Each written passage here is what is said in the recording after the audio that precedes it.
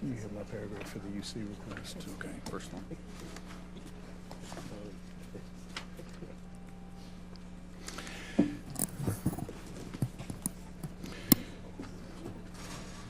Committee on Science, Space, and Technology, Subcommittee on Investigations and Oversight, and the Committee on Small Business, Subcommittee on Healthcare and Technology will come to order.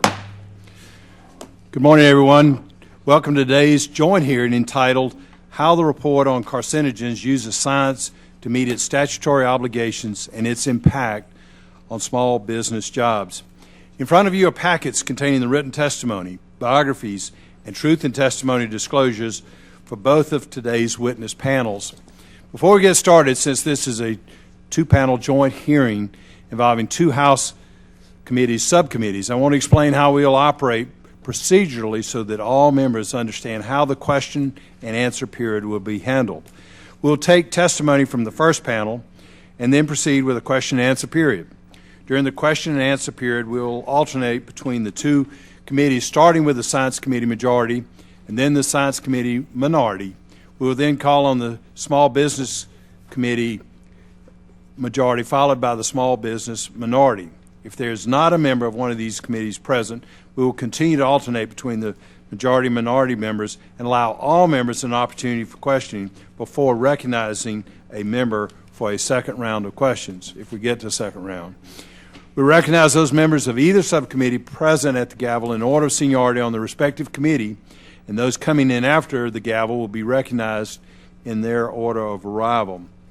After the first panel has been excused, we will take testimony from the second panel and then undertake a question and answer period in the same fashion as with the first panel. I now recognize myself for 5 minutes for an opening statement. I'd like to extend a strong, warm welcome to my colleagues from the Small Business Committee and thank them for their participation in this joint hearing today. The Science, Space, and Technology Committee has a history of conducting oversight hearings on agencies and programs that produce chemical assessments. While we have delved into the work performed by the Agency for Toxic Substances and Disease Registry, the EPA's IRIS program, on more than one occasion, this is the first time I've had the opportunity to hear from the director of HHS's National Toxicology Program on the subject of the report on carcinogens, also known as the ROC. I view today's hearing as a learning opportunity for our committees so that we may better understand the work performed by NTP as it publishes its report on carcinogens. As a legislator, I'm very concerned with protecting public health and safety.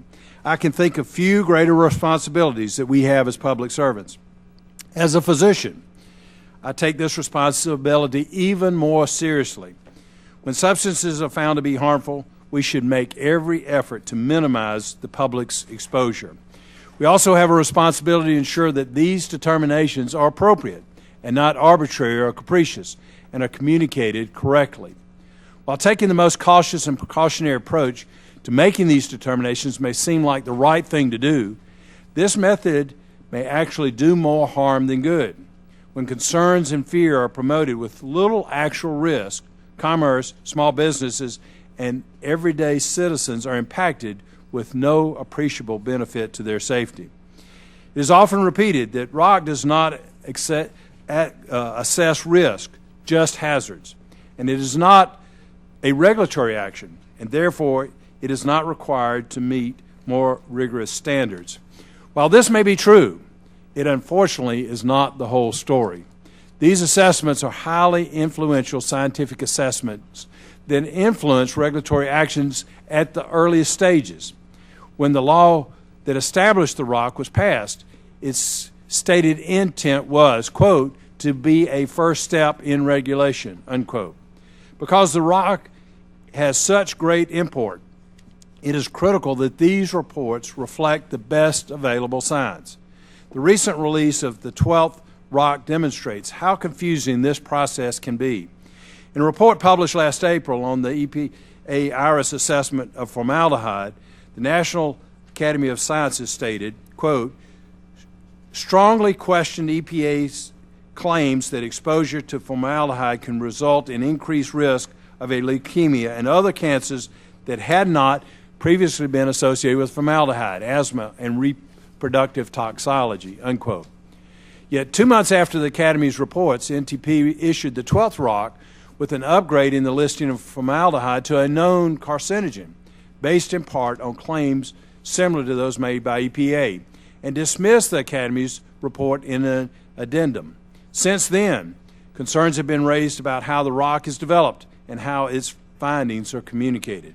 Last winter, the Small Business Administration's Office of Advocacy sent a letter to HHS as well as to NTP urging HHS, quote, to review and evaluate the rock's purpose and objectives and to consider whether, if substantial changes cannot be made, the rock should continue to play a role in the federal government's chemical risk assessment program, unquote. This is a surprisingly forthright comment and one that Congress should not take lightly. Separately, in the omnibus appropriations bill passed last December, Congress directed the academies to review the 12th rock's listing of 2 of its substances, and I look forward to reading that report when it is published, hopefully soon. Although the rock is not a regulation by its own admission, quote, the rock can be used by regulatory agencies and others for decision-making, unquote. That makes this a very influential document because a rock listing has real-world implications, and we will hear about some of those implications from the small business witnesses on our second panel. Ultimately, we have to ensure that the public has the best information possible in order to protect their health. And I ask unanimous consent that we add a number of letters from various groups to the record. These have been shared with the minority in advance of the hearing. Without objection, so ordered.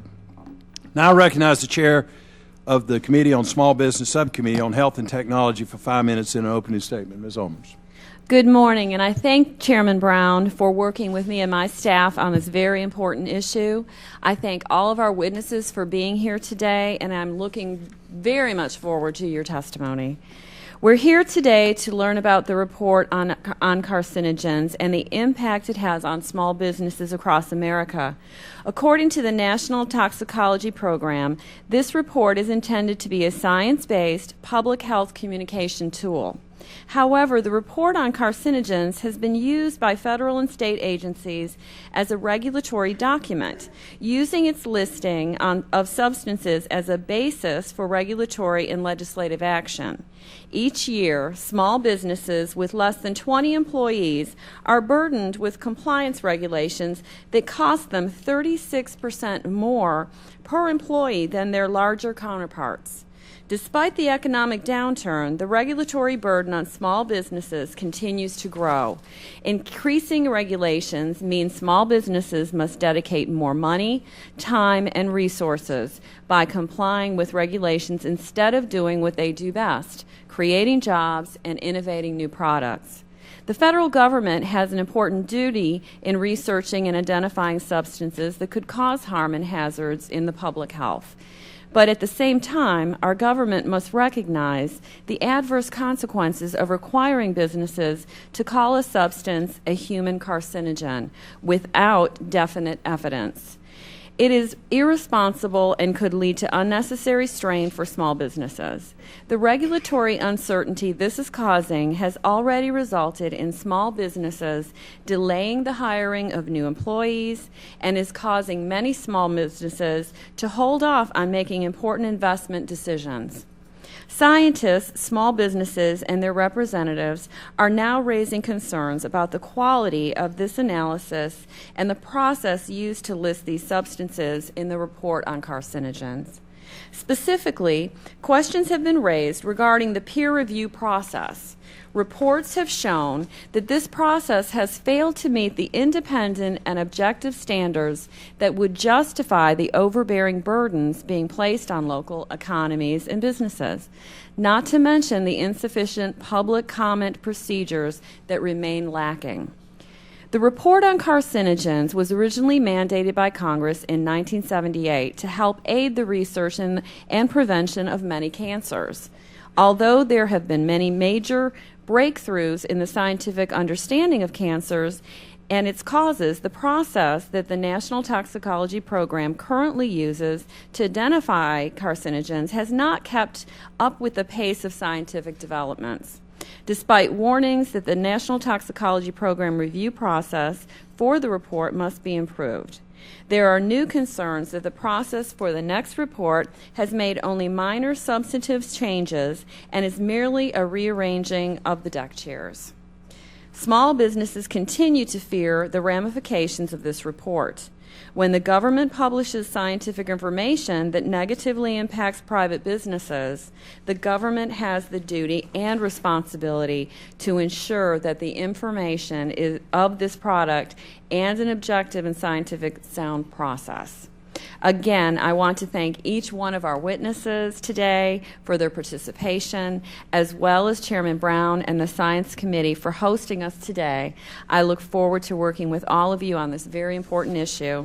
Mr. Chairman, I would like to take a moment to say that I have included one letter from a small business in my district, as well as a letter to the Office of Advocacy, November 22nd, 2011, to the letter of the Department of Health and Human Services as part of my opening statement for the record. I yield back. Without objection, they'll be entered in the record at this point. The Chair now recognizes my good friend from New York, Mr. Tonko, for an opening statement. You're recognized for 5 minutes. Thank you, Mr. Chair, and welcome to our witnesses. Usually I begin my statement by thanking you for having the subcommittee examine a topic of importance and for inviting witnesses who bring a variety of perspectives and expertise to the subject at hand. Unfortunately, I'm sorry that I'm unable to do that today. We did not agree in all particulars of the last subcommittee hearing, but I compliment you for inviting a balanced slate of witnesses to inform us on renewable energy tax provisions. When the subcommittee is in a learning mode, such balance reflects well on the subcommittee and highlights that we are truly interested in coming to a complete understanding of a policy issue. Today's hearing is very disappointing. In theory, we are examining the National Toxicology Program's 12th report on carcinogens. In reality, we are hearing the objections of one industry to the listing of one chemical. There's virtually no balance here, in my opinion, today. 5 of the 6 witnesses invited by the majority are aligned closely with the styrene industry and the American Composite Manufacturers Association. Certainly, we should hear from the businesses with an interest in this report. Their concerns about the implications of the report for their businesses are legitimate issues for us to indeed consider. But in this matter, I would also expect us to bring other concerned voices into the room to ensure that we have a complete picture of how the report and this program are viewed by all interested parties. If we were going to fully examine the deep issues this hearing purports to tackle, I would have expected to hear from veterans groups, environmental justice groups, workers, and distinguished public health experts with intimate knowledge of the NTP and the report on carcinogens. No such individuals were called by the majority. To the degree there is any divergent voice heard today, it is because of the minority's sense of obligation to try to provide some balance. I could have recommended witnesses such as retired Marine Corps Master Sergeant Jerry Ensminger and Ms. Erin Brockovich, who work with veterans in communities that have been harmed by chemical exposure and fought for years to get toxicity information into the public policy arena. I could have recommended a fleet of distinguished science policy experts, such as Dr. Phil Landrigan of Mount Sinai Medical College, or you could stay with the Beltway, within the Beltway, and invite Dr. Lynn Goldman, Dean of the George Washington University School of Public Health, and Dr. Jennifer Sass of the Natural Resources Defense Council. In addition, the structure of this hearing suggests that small businesses are hurt uniformly and primarily by documents such as the ROC. The picture is far more complicated than that. I could have recommended a host of small business leaders who would have made it clear that their business is expanding and taking market share away from petrochemical manufacturers because public tastes are indeed changing. The shift away from substances that cannot be easily recycled or composted is a process that gained a full head of steam long before the 12th report on carcinogens was drafted. I'm attaching to my statement letters we have received from a wide variety of groups asking that this subcommittee examine the claims of the styrene industry with a critical eye and that we understand how important the work of the NIEHS is to protecting public health. Out of fairness, I want to ask you, Mr. Chair, to commit to a second hearing that would expand the scope of the voices we hear on this important matter. The issues are too important to treat in such an imbalanced way. The Investigations and Oversight Subcommittee must be viewed as impartial and thorough and should build a complete record that includes more than allegations in the lawsuit the styrene industry has brought against NIEHS. A second hearing would allow us to correct the impression that we will dance to any single interest tune. I stand ready to work with you to shape such a hearing at your earliest convenience. There's one final issue I want to raise. Because the government is subject to an ongoing lawsuit in which Dr. Birnbaum, as the director of NIEHS, has a direct role, she may not be able to answer some questions here today. It would be grossly unfair for members to try to use this forum to build a record to assist the industry in its lawsuit against the government by asking questions of Dr. Birnbaum that she cannot answer, and then treating her as if she is trying to be evasive. So I ask that you be especially sensitive to the legal implications of this hearing and protect Dr. Birnbaum in situations where she has been counseled not to comment. Last week's joint hearing was marred by abusive conduct towards a witness. I know you found the behavior distasteful, and I find it unacceptable. Tough questions are fair game, but we should stand together to ensure that things do not move from being tough and probing to being personally abusive. I don't know whether the NIEHS or the styrene industry is right or wrong on the matters before us. I do not believe we have done enough work on this matter, nor invited a diverse enough set of witnesses to reach any meaningful conclusions today. The letters I am attaching to my statement ask us to believe that the styrene industry is wrong and the committee is biased in its approach. They may or may not be right on the first issue, but their second criticism is valid. To restore the perception of our independence and objectivity, we desperately need another hearing and a different set of witnesses. I hope we can work together on that hearing, Mr. Chair, and then we can begin to come to a fuller understanding of the complex questions that are indeed before us. I yield back.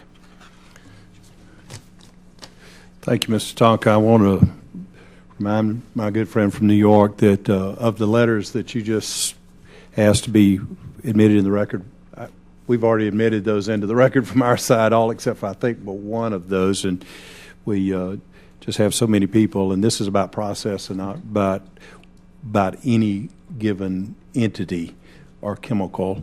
It's about how the process goes on. It's just they deserve a forum. Well, thank you, sir. I appreciate that. Chair now recognizes my good friend from Louisiana, Mr. Richmond, for an opening statement. Sir, you're recognized for 5 minutes. Thank you, Mr. Chairman. It's undisputed that chemicals are a part of our daily lives, in the food that we eat, the products in our homes, and in our children's toys. In the great majority of their uses, they improve our lives. However, in a few instances, they can be dangerous. To address this, the National Toxicology Program issues a report on carcinogens, which lists substances that may cause cancer. The report now identifies 240 substances that are either known or are likely human carcinogens. For consumers, this gives them information they can use to make informed decisions. For employers, it can help them to protect their workers. For all of us, this report can lead to cleaner air and water. By identifying substances that may heighten the risk of cancer, the public is made aware of potentially life-threatening chemicals in our everyday lives. As new chemicals are created and additional uses are found for existing ones, companies are able to make their products stronger, more durable, and a better value for the consumer. As this process evolves, it remains a top priority to understand not only what's in them, but how they may affect us, our children, and the environment. The rapid pace of scientific discovery in the United States makes doing so even more important. With this degree of innovation also comes a strong sense of corporate responsibility that we are fortunate to have in this country. It is important to remember that no business wants to put its employees or the public in danger. Safe products and a hazard-free work environment are in a company's own self-interest and simply make good business sense. With that in mind, the report's designation of substances as a carcinogen can only significantly impact small businesses. For some firms, listing a chemical that they use, even in minimal amounts, has the potential to stigmatize their products and their business. Unlike their large counterparts, small firms rarely have teams of attorneys and research personnel in-house to mitigate the impact of such a listing. Instead, they must hire expensive outside consultants or shift resources from production to regulatory compliance, slowing growth and job creation. Given these concerns, there's a need to examine the report and how it's prepared. During today's hearing, I hope to examine how rigorous the listing process is and how open it is to external critique. Sound scientific analysis and methods, as well as public comment and peer review, are key to the legitimacy of the report. Transparency is also essential for businesses affected by a listing. They should have an opportunity to give their input throughout the process, especially at those points which drive final listing decisions. I am also looking forward to hearing testimony on the revised process for the 13th report, which HHS recently issued in January. These procedures are at the heart of many of the issues that we will examine today. It is my hope that we can explore whether or not this new process increases transparency and public input. The report on carcinogens is an important source of information on substances that may cause cancer in humans. It remains vital for consumers, businesses, and government alike. The listing of these substances gives the public and decision makers a necessary resource to evaluate the safety of where we live, work, and our children play. Ensuring that this is the most credible scientific approaches and uses processes that are open and clear is essential not only to our nation's public health, but also to the economic viability of many small businesses. I would just say, as a member whose new footprint represents the largest petrochemical footprint in the United States Congress, that the concerns go both ways. And I think that the more information you have, the more knowledge that you have, the better that we can protect our citizens, our families, our children. So with that, Mr. Chairman, I yield back. Thank you, Mr. Richmond. I'd like to remind my colleagues on both sides that today's hearing we've invited 2 administration witnesses and 2 witnesses suggested by the minority. While committee rules only require 1 minority witness, we thought it was important to allow a variety of opinions. Half the witnesses that are here today either represent the administration or were invited by the minority, so we're trying to be very candid and fair with. Again, this is about process and not about any individual entity. If there, Chair, I understand that there's only 1 administrative representative here, and that would be Dr. Burnball. Thank you. there's a small business advocacy witness from Small Business Administration. Without testimony reviewed by the leadership of that agency, I believe. Is that correct? It's an independent office. It's an independent office. Yes. Well, thank you. Let's go ahead. If there are members who wish to submit additional opening statements, your statements will be added to the record at this point.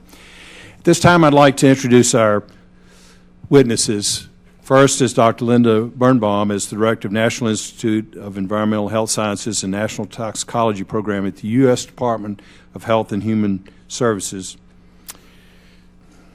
Madam Chairwoman, would you like to introduce our other witness? Yes, thank you, Mr. Chairman. I'm going to introduce Mr. Charles Maresca. He is the Director of Interagency Affairs in the Small Business Administration's Office of Advocacy. The Office of Advocacy monitors federal agencies' compliance with the Regulatory Flexibility Act, or RFA, as amended by the Small Business Regulatory Enforcement Fairness Act, and represents the views and interests of small businesses before federal agencies. Mr. Maresca, I'm looking forward to your testimony. Thank you, Ms. Allmans. I'd like to thank the chairman for being here and us doing this together. We'll now begin hearing from our witnesses. As our witnesses should know, spoken testimony is limited to 5 minutes each, after which the members of the committee will have 5 minutes each to ask questions. It is the practice of the Subcommittee on Investigations and Oversight to receive testimony under oath, and we will use that practice today here as well. Do either of you have any objections to taking the oath? Okay, let the record reflect that both witnesses are willing to take the oath by shaking their head in the normal fashion, side to side. You also may be represented by counsel. Do either of you have counsel here today? Let the record reflect that neither have counsel here today. Now, if you'd please both stand and raise your right hand. Do you solemnly swear to affirm and tell the whole truth and nothing but the truth, so help you God? Be seated, please. Let the record reflect that both witnesses have taken the oath. Dr. Birnbaum, you are now recognized for 5 minutes. Good morning. I'm Linda Birnbaum, Director of the National Institute of Environmental Health Sciences, part of the National Institutes of Health, and I'm also Director of the National Toxicology Program, also known as the NTP. It is my pleasure to appear before you today to discuss the report on carcinogens. The report is required biennially under the Public Health Service Act and issued by the Secretary of Health and Human Services. The Secretary has delegated responsibility for preparing the report to the NTP. In the United States, approximately 1 in 2 men and 1 in 3 women will develop cancer in their lifetime. We have both a legal and a moral obligation to identify substances in our environment that are cancer hazards and to communicate this information to ensure that people can choose to live and work in safe environments. The report on carcinogens is a science-based public health document that provides information about the relationship between the environment and cancer. The report lists a wide range of substances, including metals, pesticides, drugs, natural and synthetic chemicals, and biological agents that are considered cancer hazards for people in the United States. A listing in the report indicates a potential hazard for cancer. Many factors, including the amount and duration of exposure and an individual's susceptibility to a substance, affect whether a person will develop cancer. The report on carcinogens is not a risk assessment document. It is not a regulatory document. However, the report does provide decision makers and the public with information they can use to make decisions about exposures to cancer-causing substances. The Public Health Service Act stipulates that the report lists substances in one of 2 categories. The first is known to be carcinogens. The second category is reasonably anticipated to be carcinogens. These categories are based on criteria approved by the HHS Secretary in 1996 that were the product of a thorough and public review. For a substance to be listed in the known category, there must be sufficient evidence from studies in humans that indicates a causal relationship between the substance and human cancer. Briefly, for a substance to be listed in the reasonably anticipated category, any one of 3 scenarios may apply. 1, limited evidence of cancer from human studies, or 2, sufficient evidence of cancer from animal studies, or 3, evidence that the substance is in a class of substances already listed in the report, or that it causes biological effects known to lead to cancer in humans. The decision by the NTP to list a substance in the report on carcinogens is based on scientific judgment with consideration of all relevant research data and input from advisory groups and the public. For each listing, the report includes a substance profile with information on cancer studies that justifies the listing. The profile also provides information about use, production, potential sources of exposure, and any current federal regulations to limit exposures. Each edition of the report is cumulative and includes substances newly reviewed along with those listed in all previous editions. The first report was released in 1980, the most recent 12th report in June 2011. Anyone may nominate a substance for listing in or removal from the report. The multi-step process to prepare the 12th report included expert advisory reviews, independent external peer review, and drew upon the scientific expertise of federal agencies including NIH, CDC, FDA, EPA, OSHA, and the Consumer Product Safety Commission. The process also increased opportunity for public review and input. In fact, public comments were solicited on 6 separate occasions.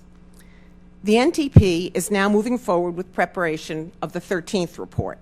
We've changed some elements to enhance transparency and efficiency in the process, but still maintain rigorous, independent, external peer review and multiple opportunities for public input. Among the changes to enhance transparency, we will now prepare a single literature review document that systematically assesses all relevant literature and explains how the NTP reaches its conclusions for its proposed listing recommendation. This document will be disseminated for public comment prior to public external scientific peer review.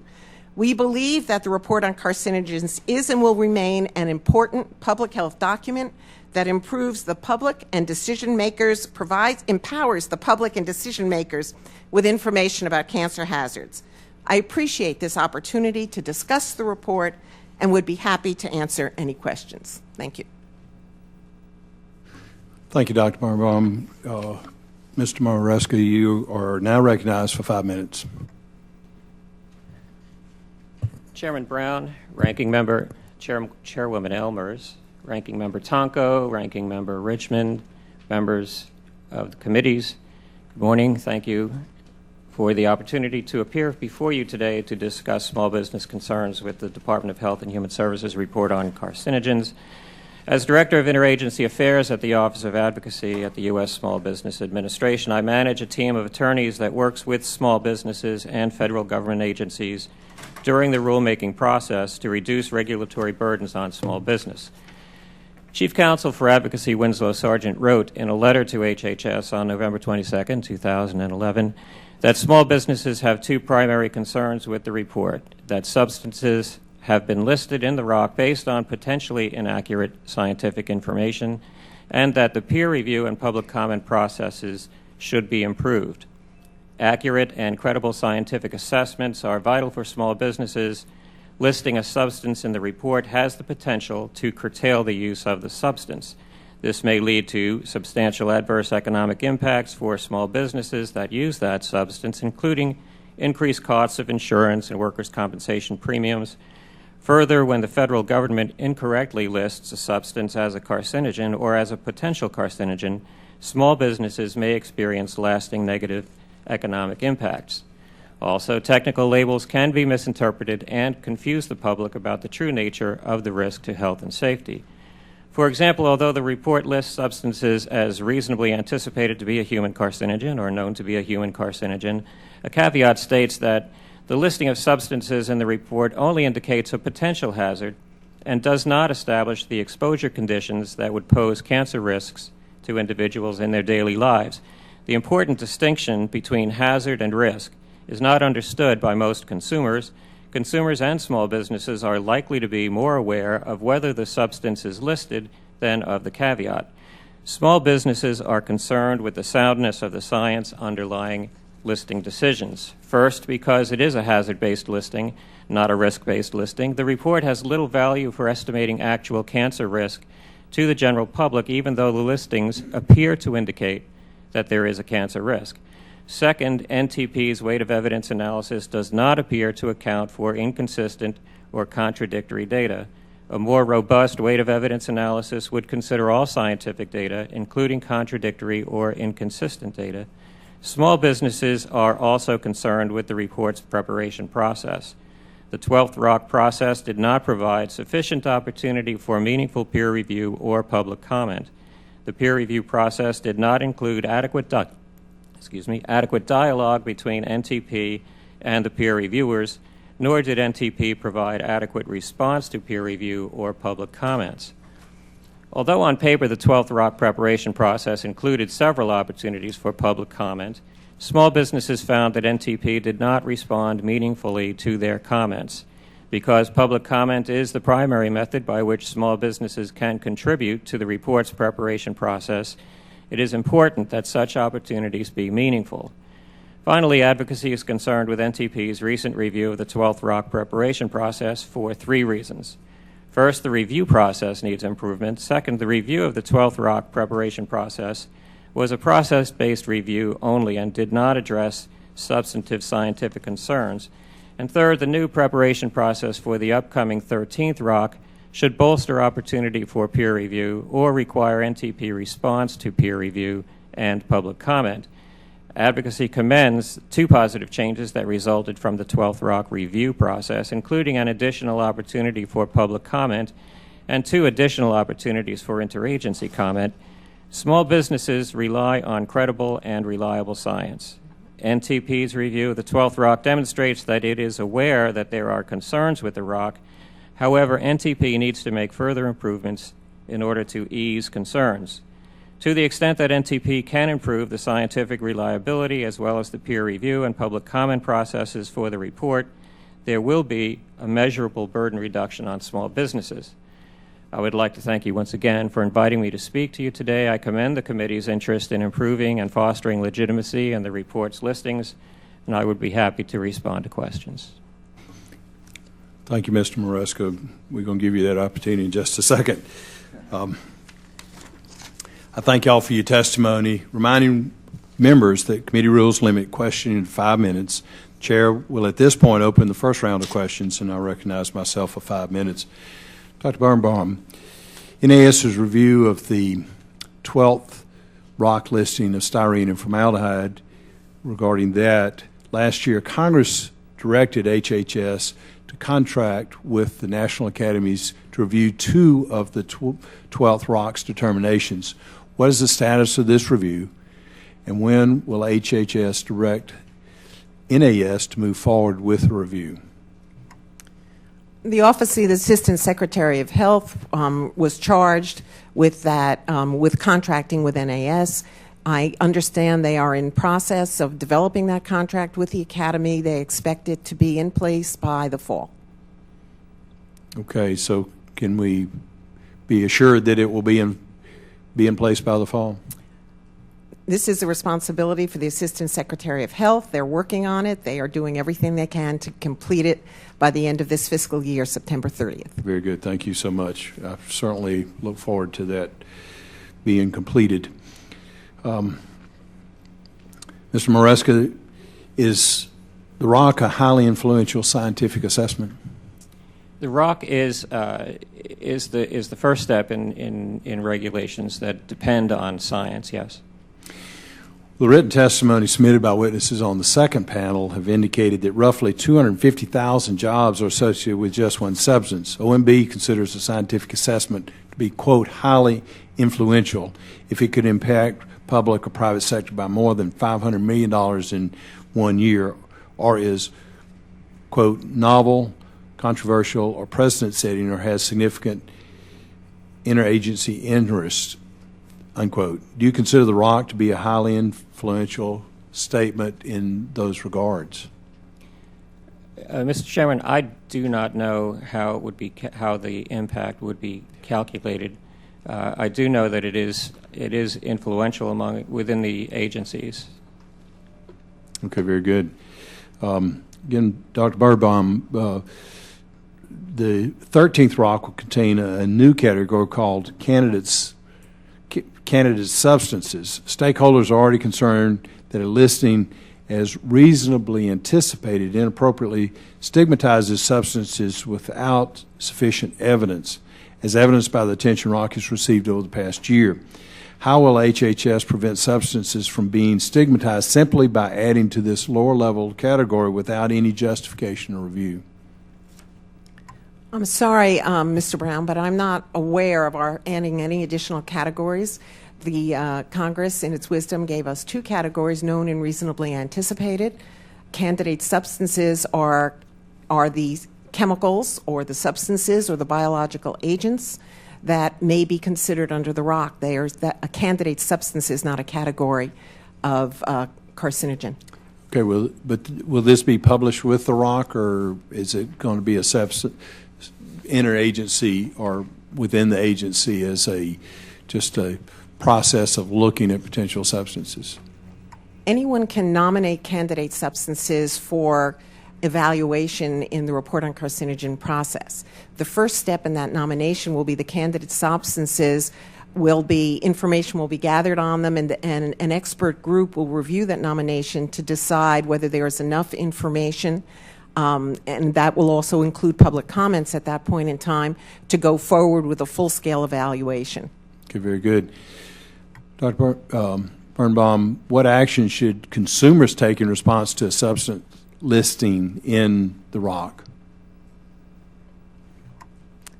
Reducing exposure to cancer-causing agents is important to public health, and the report on carcinogens provides important information on substances that might pose potential cancer risk. And individuals' knowledge is power, and individuals can make decisions about what hazards that they can or are willing to be exposed to. One of the substances that are proposed for consideration in the 13th ROC is shift work involving light at night. Does this mean that people who work the third shift, including those in 24-hour places like a police station and a hospital, should perhaps start thinking about limiting their exposure to the substances listed in this report? There is always a balance between risk and benefit, and there is growing new scientific information that indicates that shift work may, in fact, have health consequences, including cancer. So we're going to outlaw working at night, I guess, if somebody who takes that tact. Well, my time has expired. Now I'll recognize Mr. Tonko for 5 minutes. Thank you, Mr. Chair. Now, I care about businesses in America, as I'm certain everyone on the panel does, and I am also deeply concerned, however, about the impact of carcinogens on the lives of children, workers, sailors, soldiers, our veterans community, and the public health professionals who work with them.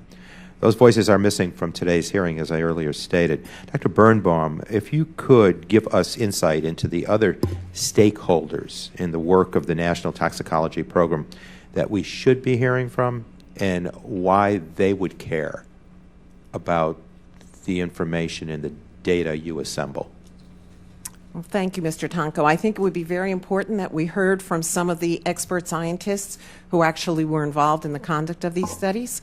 I think that their expert, unconflicted advice would be very important to understanding the impacts that some of these compounds may have the potential to have on human health. I think the general population, public health experts, workers, but to me, I think it would be very important that you heard from the scientists who actually were involved in these studies. We highlighted some of those in that stakeholder category. Beyond what I made mention, are there others you would list that might be included as stakeholders? The National Toxicology Program's report on carcinogen is intended as a public health document, and so it informs all stakeholders. I think it's very important, and many small businesses, in fact, are very interested in making sure that their workers are safe. Mm-hmm. And today we are hearing allegations that the process used for the 12th ROC was not transparent. Can you briefly explain how public comments and public input were considered during the listing process?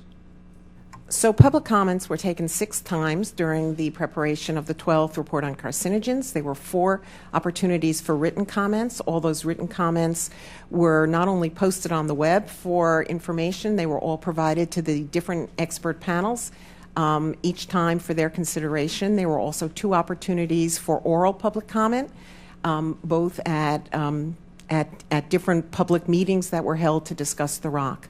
All the public comments were looked at. The peer panels and the expert panels discussed those public comments, and the NTP took them all into consideration in its final determination. Now, I also believe there may be some confusion about what the report on carcinogens is and what the report on carcinogens is not. Do you consider the ROC to be a regulatory document?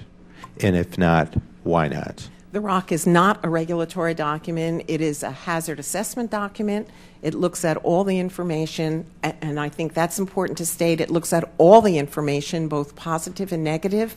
That is all evaluated, and then the information which supports the determination of whether the compound has the potential to cause cancer, either as a known or reasonably anticipated carcinogen, is compiled to make the public health document, which is the substance profile part of the report on carcinogens. All of the information, however, positive and negative, and all the discussions about it are available on the website. And do you think the general consensus out there is that it indeed is not regulatory? Do you hear from groups or individuals? Yes, I think that it is understood by the scientific experts and most of the community that it is not a regulatory document. Okay. Again, I think that as you've indicated with your comments here, the balance that we need to strike as a subcommittee in order to have a in-depth and fair and balanced review would require that we hear from these other stakeholders. And then and only then can we come up with a meaningful assessment of the NTP and the ROC. And so I appreciate your input. And Mr. Chair, I'll yield back with, again, the request that we put together the efforts to host yet another hearing that would provide additional parties so as to strike with the full balance. Well, thank you, Mr. Tonka. I want to remind my good friend that this is about the process, not about the evaluation of any specific substance. And we have included in the record 6, I think, of the 7 letters that you've indicated. And so they are part of this record. And we're just trying to look at the process in this hearing, not whether a given substance should be included or not included, et cetera. And we're just looking at the process and what how that process affects any given entity. So I thank you, and you and I can work together as we go forward. Mr. Chair, if I might just suggest that developing the comments of those who have presented letters via many of us, having them more fully develop their thought on the process would be indeed helpful. Well, thank you, Ms. Tonka, and I want to remind you that I am a physician and I'm concerned about these, and Ms.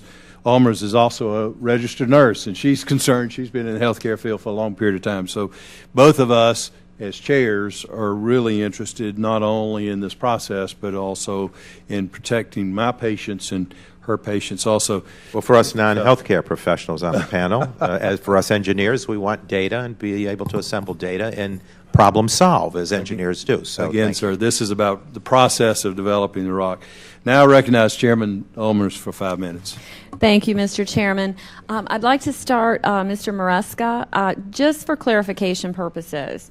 To be clear, the Office of Advocacy is part of the U.S. Small Business Administration, a federal agency. Is this correct? Okay. The federal agency, or the chief counsel for the federal agency who heads the office, is an appointee of President Obama. Is that correct? That is correct. Thank you. Mr. Maresca, starting with the questions that I have for you on this issue, why did the Office of Advocacy decide to send a comment letter to the National Toxicology Program regarding the report on carcinogens? We did hear from a number of small businesses and their representatives that there was a problem with the 12th ROC. When we looked into it, we realized that there was going to be an impact on small business as a result of the listing of those substances. And as a result, we sent that letter. Great. What does advocacy think the National Toxicology Program can do to improve the report on carcinogens? What would be your input on that? Well, as we said in our letter, we think that they can do a weight of evidence analysis during the process, looking more completely at the contradictory data as well as the data that supports the listing. We think that they can also improve the peer review and public comment process by including in those stages some response to the public comment and to the peer reviews. Thank you, Mr. Maresca. And Dr. Birnbaum, on that last response from Mr. Maresca, what do you do with the public comments? Do you respond to all the public comments, and to what point in the process does this occur? Before or after the report on carcinogens is published? Thank you for the question, Mrs. Elmers. The public comments come at different stages, as I said before, and we listen to them, we consider them. They often lead to changes in what we determine or modifications in how we do things. For the 12th report, we did respond to all the public comments at the time that the document was released. For the 13th report, we intend to have the public comments actually discussed at the expert peer review meeting. Now, as the NTP develops the 13th edition of the report on carcinogens, do you think that the potential regulatory consequences of listing a substance should be considered. Now, I know, as you've pointed out, that this is a hazard assessment document, but because sometimes it seems to be used as this, do you think that this might improve it if we did look at it as at the potential regulatory consequences? Our charge from the Congress is to evaluate the potential for compounds to be a known carcinogen or reasonably anticipated carcinogen. Our charge is not to consider regulatory consequences. Okay, one last question. When new studies are published that provide additional scientific information regarding a substance already listed as a known carcinogen or reasonably anticipated to be a carcinogen, does the NTP review the new information and re-examine the listing decision? If new information becomes available that might question the listing or cause a change in the listing, NTP will, if it is nominated to us or we self-nominate, we will begin the process of evaluating it and can alter the listing about whether something can actually be removed from the list or downgraded or revised. One of the with your response, one of the issues that's been raised is the time frame that we're talking about. How quickly does the NTP review and re-examine the listing decisions, and does it take months or years? It would depend upon the topic and the compound and the amount of new data that becomes available and how important that new data is. But I can tell you that even at the times of the external peer review in response to public comments can have an impact on how we might list or not list a compound. Thank you very much to both of you for your responses, and I yield back the remainder of my time. Thank you, Ms. Olmers. Now I recognize my good friend from Louisiana, Mr. Richmond. I sure hope that the crawfish never get on the rocks. Mr. Richmond, you're recognized for 5 minutes. Well, we certainly have an interest in formaldehyde, considering the tens of thousands of trailers that contain formaldehyde that people in Louisiana lived in after the storm. Dr. Birnbaum, the specific, and I want to just give you a chance to respond to the specific concerns which the 12th ROC process did not provide sufficient opportunity for meaningful peer review, and there was inadequate dialogue between NTP and the peer reviewers, lack of peer reviewer, access to public comments, inadequate time and resources to perform the review, and inadequate NTP responses to peer review comments. I'm sorry that you have had some misinformation if you heard that there was inadequate time for peer review, that the peer reviewers did not receive the public comments. All that is not true. In fact, the information was provided to all of them. There was extensive time for great peer review of all of the information. We held a special expert panel dealing with the issue of formaldehyde carcinogenesis. And Mr. Maresco, before I get to you, Dr. Berman, and I'm trying to apply this to, sometimes we speak in theory up here, and sometimes I try to get it to reality. I remember growing up, and my grandfather and all of his brothers owned funeral homes, which are, the very basic of small businesses. And I noticed after he passed, and years when I went back, I noticed that the embalming room, the door to the embalming room now has a big sign that says, wear protective gear and formaldehyde may cause cancer. Well, my grandfather and all of his brothers who owned funeral homes and who were embalmers all developed a sense of cancer. Is this something that would come from NTP or at least the warning sign, or is that what we're talking about here? Yes. NTP does not provide the warning signs. Right. It provides some of the information. NTP first listed formaldehyde as reasonably anticipated to be a human carcinogen in 1980. It then updated it in the 12th report to known carcinogen based upon a series of epidemiology studies in people looking at thousands of workers in different occupations. Embalmers were one of those occupations. Embalmers, garment workers, and chemical workers. And in all cases, there was a relationship between the extent of the exposure, the duration of the exposure, how high the exposure was to formaldehyde, and the carcinogenic response, which appeared to be myeloid leukemia in those studies. Well, and just taking that example and wearing my lawyer hat and small business hat and all the other hats, it would seem to me that that information gives everybody an opportunity to act. It gives employers the ability to warn employees. It gives the chemical manufacturer the ability to warn suppliers and people who are going to use it, and or take necessary action to cover themselves from unnecessary liability and to protect the public at the same time. Is that the goal of what we're trying to do here? Again, we are providing the information that decision makers and the public can use to protect health.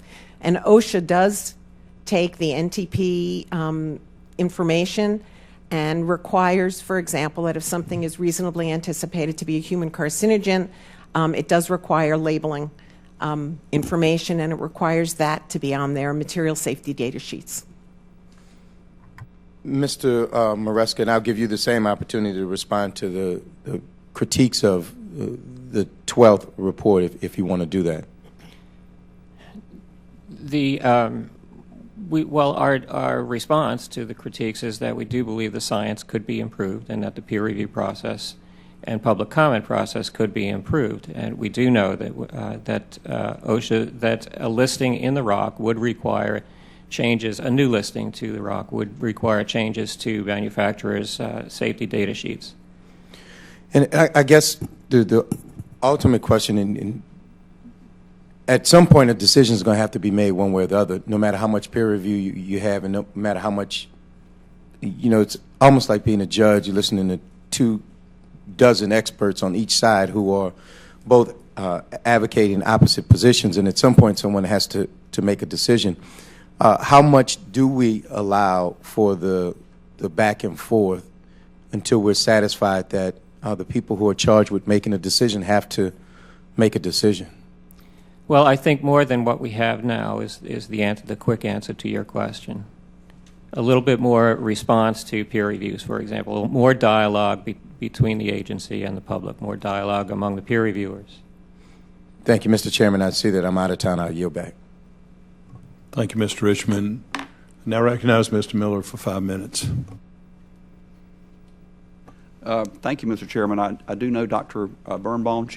I don't think she lives in my district. She lives in my area, and I have seen her on many occasions, and I know her reputation, which is excellent, and I know the reputation of the scientific work done at NIAHS, and that's excellent. And I have relied upon her judgment on some occasions, and I've always found her judgment to be sound. Mr. Maresca, in my 20s, I spent a year at university, as they would say, in London.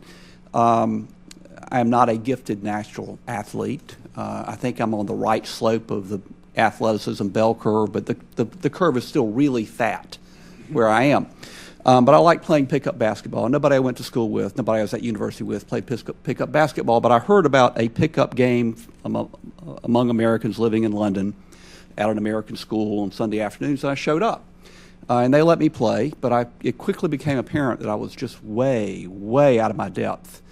And between the games, I overheard the conversations, and everyone else in the game was actually living in Europe because they were playing European pro ball. Mr.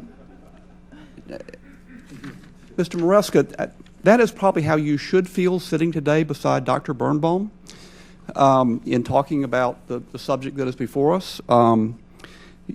Dr. Birnbaum has her master's and her PhD in microbiology. She's published more than 700 peer-reviewed publications, book chapters, abstracts, reports.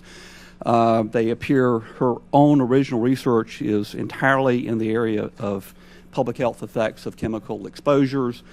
She is an adjunct faculty member both in public health, toxicology, environmental sciences at the University of North Carolina, Chapel Hill, my alma mater, an excellent institution, as well as a nearby university of lesser reputation. And you're a lawyer, isn't that right?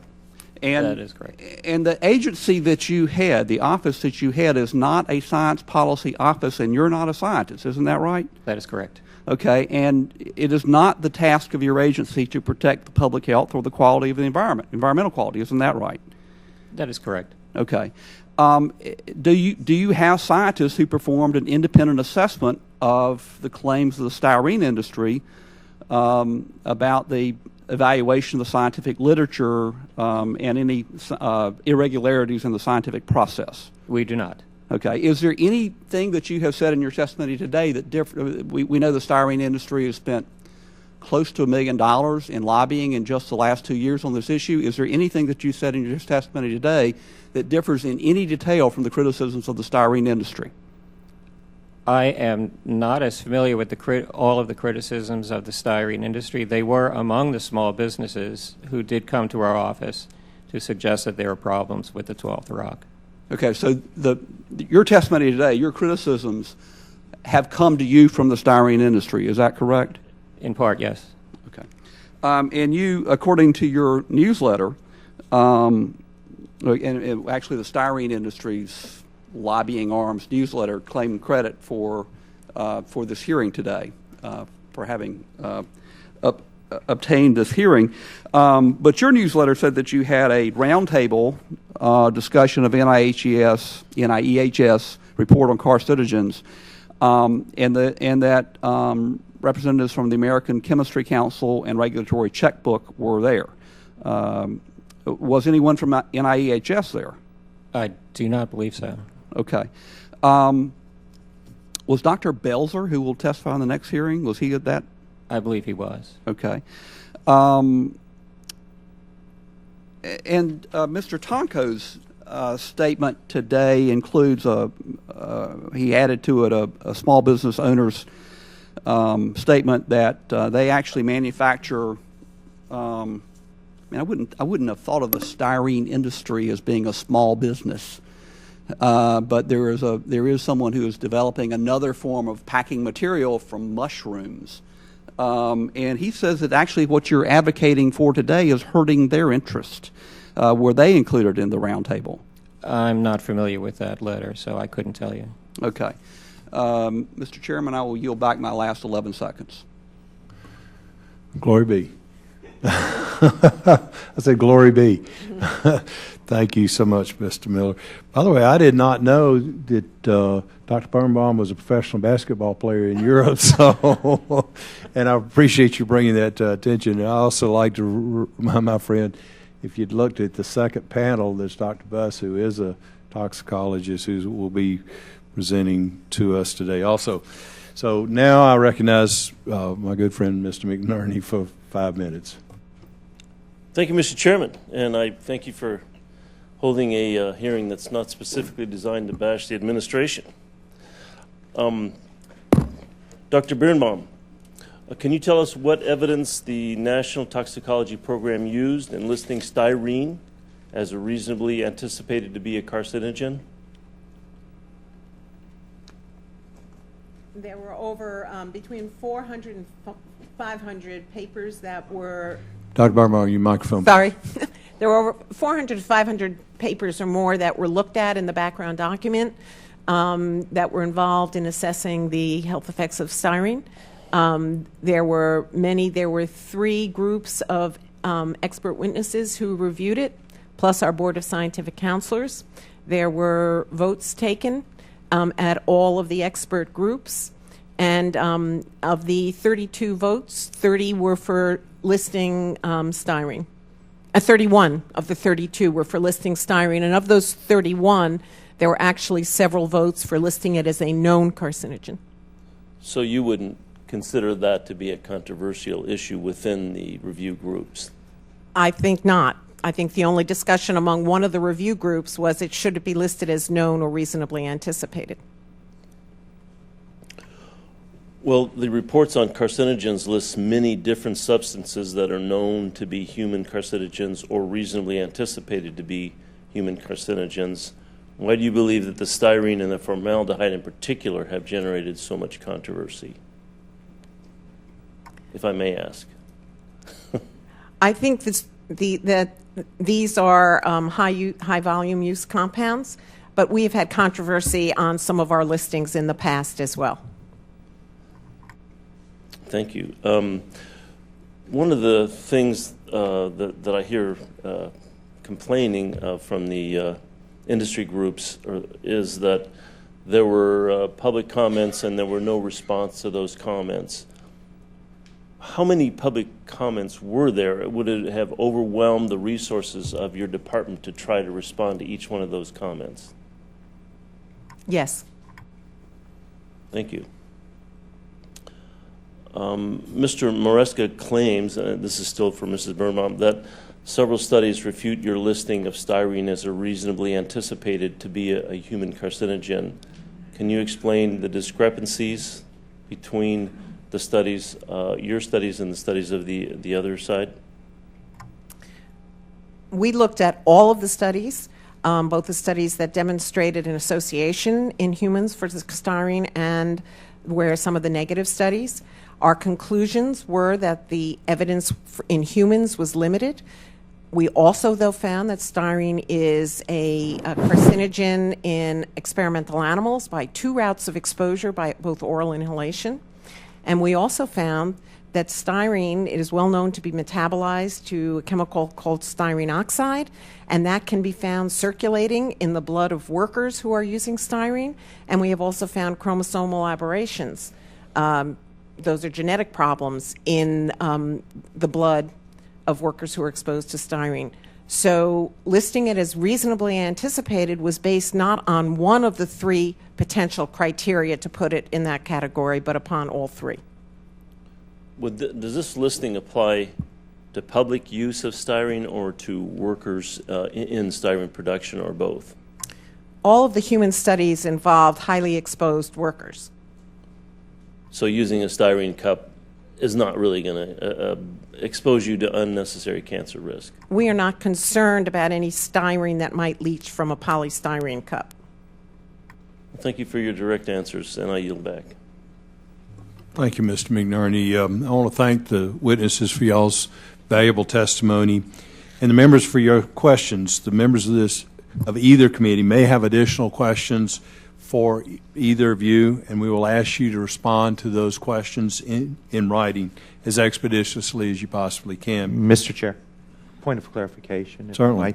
I'm just wanting to clarify, and I'm doing this via the document from the Office of Advocacy from the SBA. And in their cover sheet with testimony, they offer a letter to Secretary Sebelius at HHS indicating that as advocacy is an independent body within the United States Small Business Administration, the views expressed by advocacy do not necessarily reflect either the position of the administration or the SBA. So I think that's important to clarify. And also I think that letter, I think you already have. Right, but I just wanted submitted, and so you can ask any further questions about writing if you don't mind, because we need to forge ahead. The record will remain open for 2 weeks for additional comments from members. Not to cut you off, but it will remain open so that you can make other comments. Witnesses are excused. We'll move to our second panel. Thank you so much for participating today. And if the second panel will take your seats very quickly, we'd appreciate it.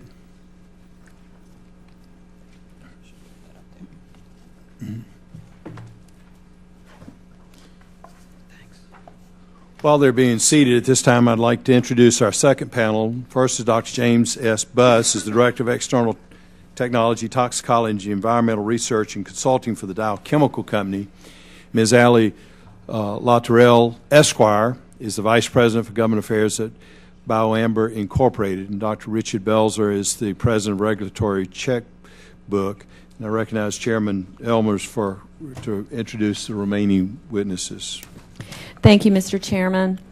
I'd like to introduce James Buss, Allie Latourell. Excuse me. Sorry, I apologize. Dr. Grimsley, who was invited to testify by my colleague, Ranking Member Richmond, is a certified industrial hygienist. She is currently on special leave from Tulane University School of Public Health and Tropical Medicine, where she is an associate professor. Thank you, Ms. Olmans. As our witnesses should know, Oh, I'm I sorry. apologize. Go right ahead. I thought you finished. This process is a little different than what we have in small business, so That's I quite all right. apologize. I'd also like to introduce Bonnie Webster, is the Vice President of Monroe Industries in Avon, New York. Monroe Industries is a cast polymer company that manufactures high-end custom showers and vanity tops and has 7 employees. I'd also like to introduce John Barker. He is Corporate Manager of Environmental Affairs, Safety, and Loss Prevention for Strongwell Corporation, which is headquartered in Bristol, Virginia. Strongwell Corporation manufactures ballistics panels and bridge beams and platforms and employs 465 people in their 3 facilities. Dr. Grimsley, Ms. Webster, and Dr. Barker, we look very much forward to your testimony today, and I yield back now, Chairman. Thank you, Ms. Olmers. As our witnesses should know, spoken testimony is limited to 5 minutes each, after which the members of the committee will have 5 minutes each to ask questions. As I noted before, it is the practice of the Subcommittee on Investigations and Oversight to receive testimony under oath, and we will use that practice here today. Do any of you have an objection to taking the oath? No, sir. Okay. Very good. Let the record reflect that all witnesses are willing to take the oath. You also may be represented by legal counsel. Do any of you have counsel here today? No, sir. Okay. Let the record reflect that none of the witnesses have counsel. Now, if you would please stand and raise your right hand. Do each of you solemnly swear and affirm to tell the whole truth and nothing but the truth, so help you God? I do. Okay, please be seated. Let the record reflect that all witnesses have taken the oath.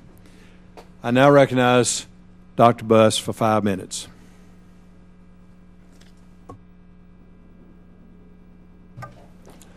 Good morning.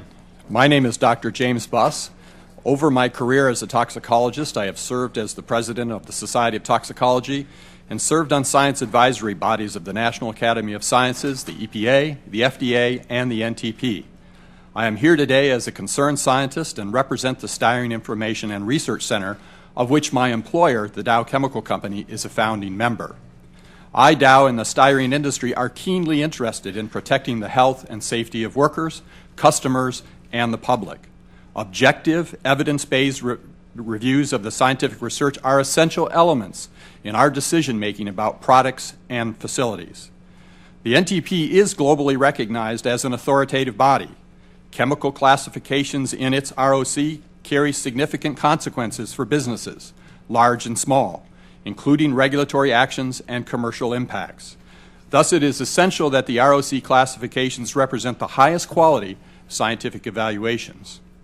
My comments today focus on 3 shortcomings of the NTP's ROC process and are based in part on issues revealed in recent ROC evaluations, including styrene.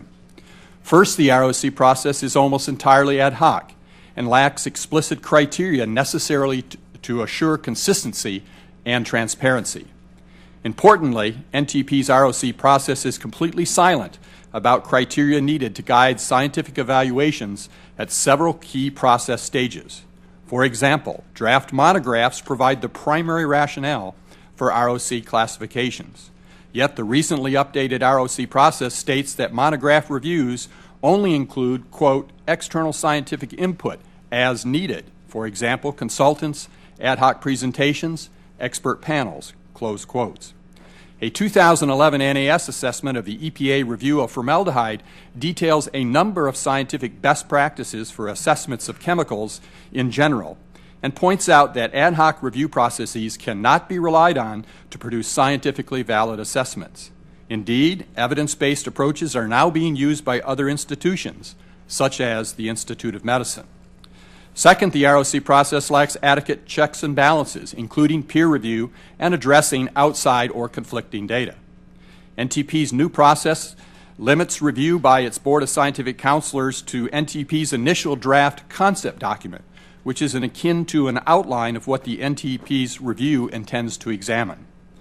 Peer review of the critical draft monographs by external panels is left entirely to the discretion of the NTP, including the key steps of expert panel member selection and identification of review charge questions.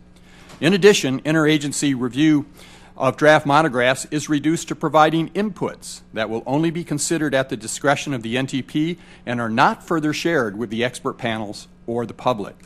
Finally, draft monographs are presented to the NTP Board of Scientific Counselors for information only, denying this senior advisory panel any meaningful peer review. This is not transparent or credible peer review. Finally, the ROC fails to employ scientific best practices, relies on outdated approaches, and has not adopted recent NAS recommendations.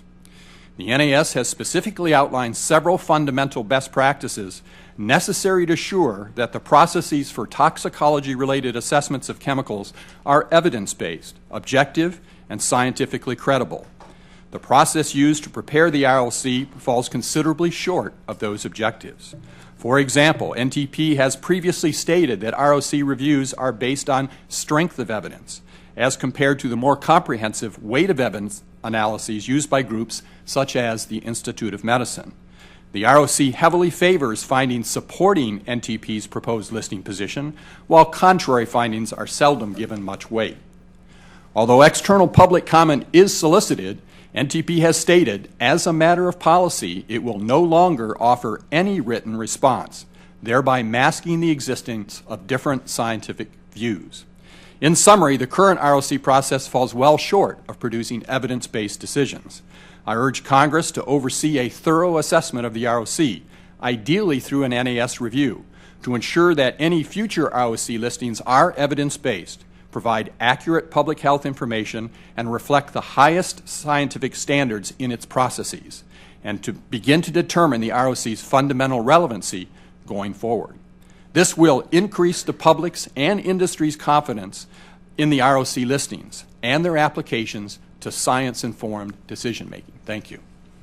Thank you, Dr. Buss. I'd now like to introduce Dr. Grimsley for 5 minutes. Thank you. Good morning. My name is Faye Grimsley. I'm Associate Professor of Global Environmental Health Sciences, Tulane University. I'm currently on special leave as a Yerby Visiting Associate Professor, Department of Environmental Health, Harvard School of Public Health.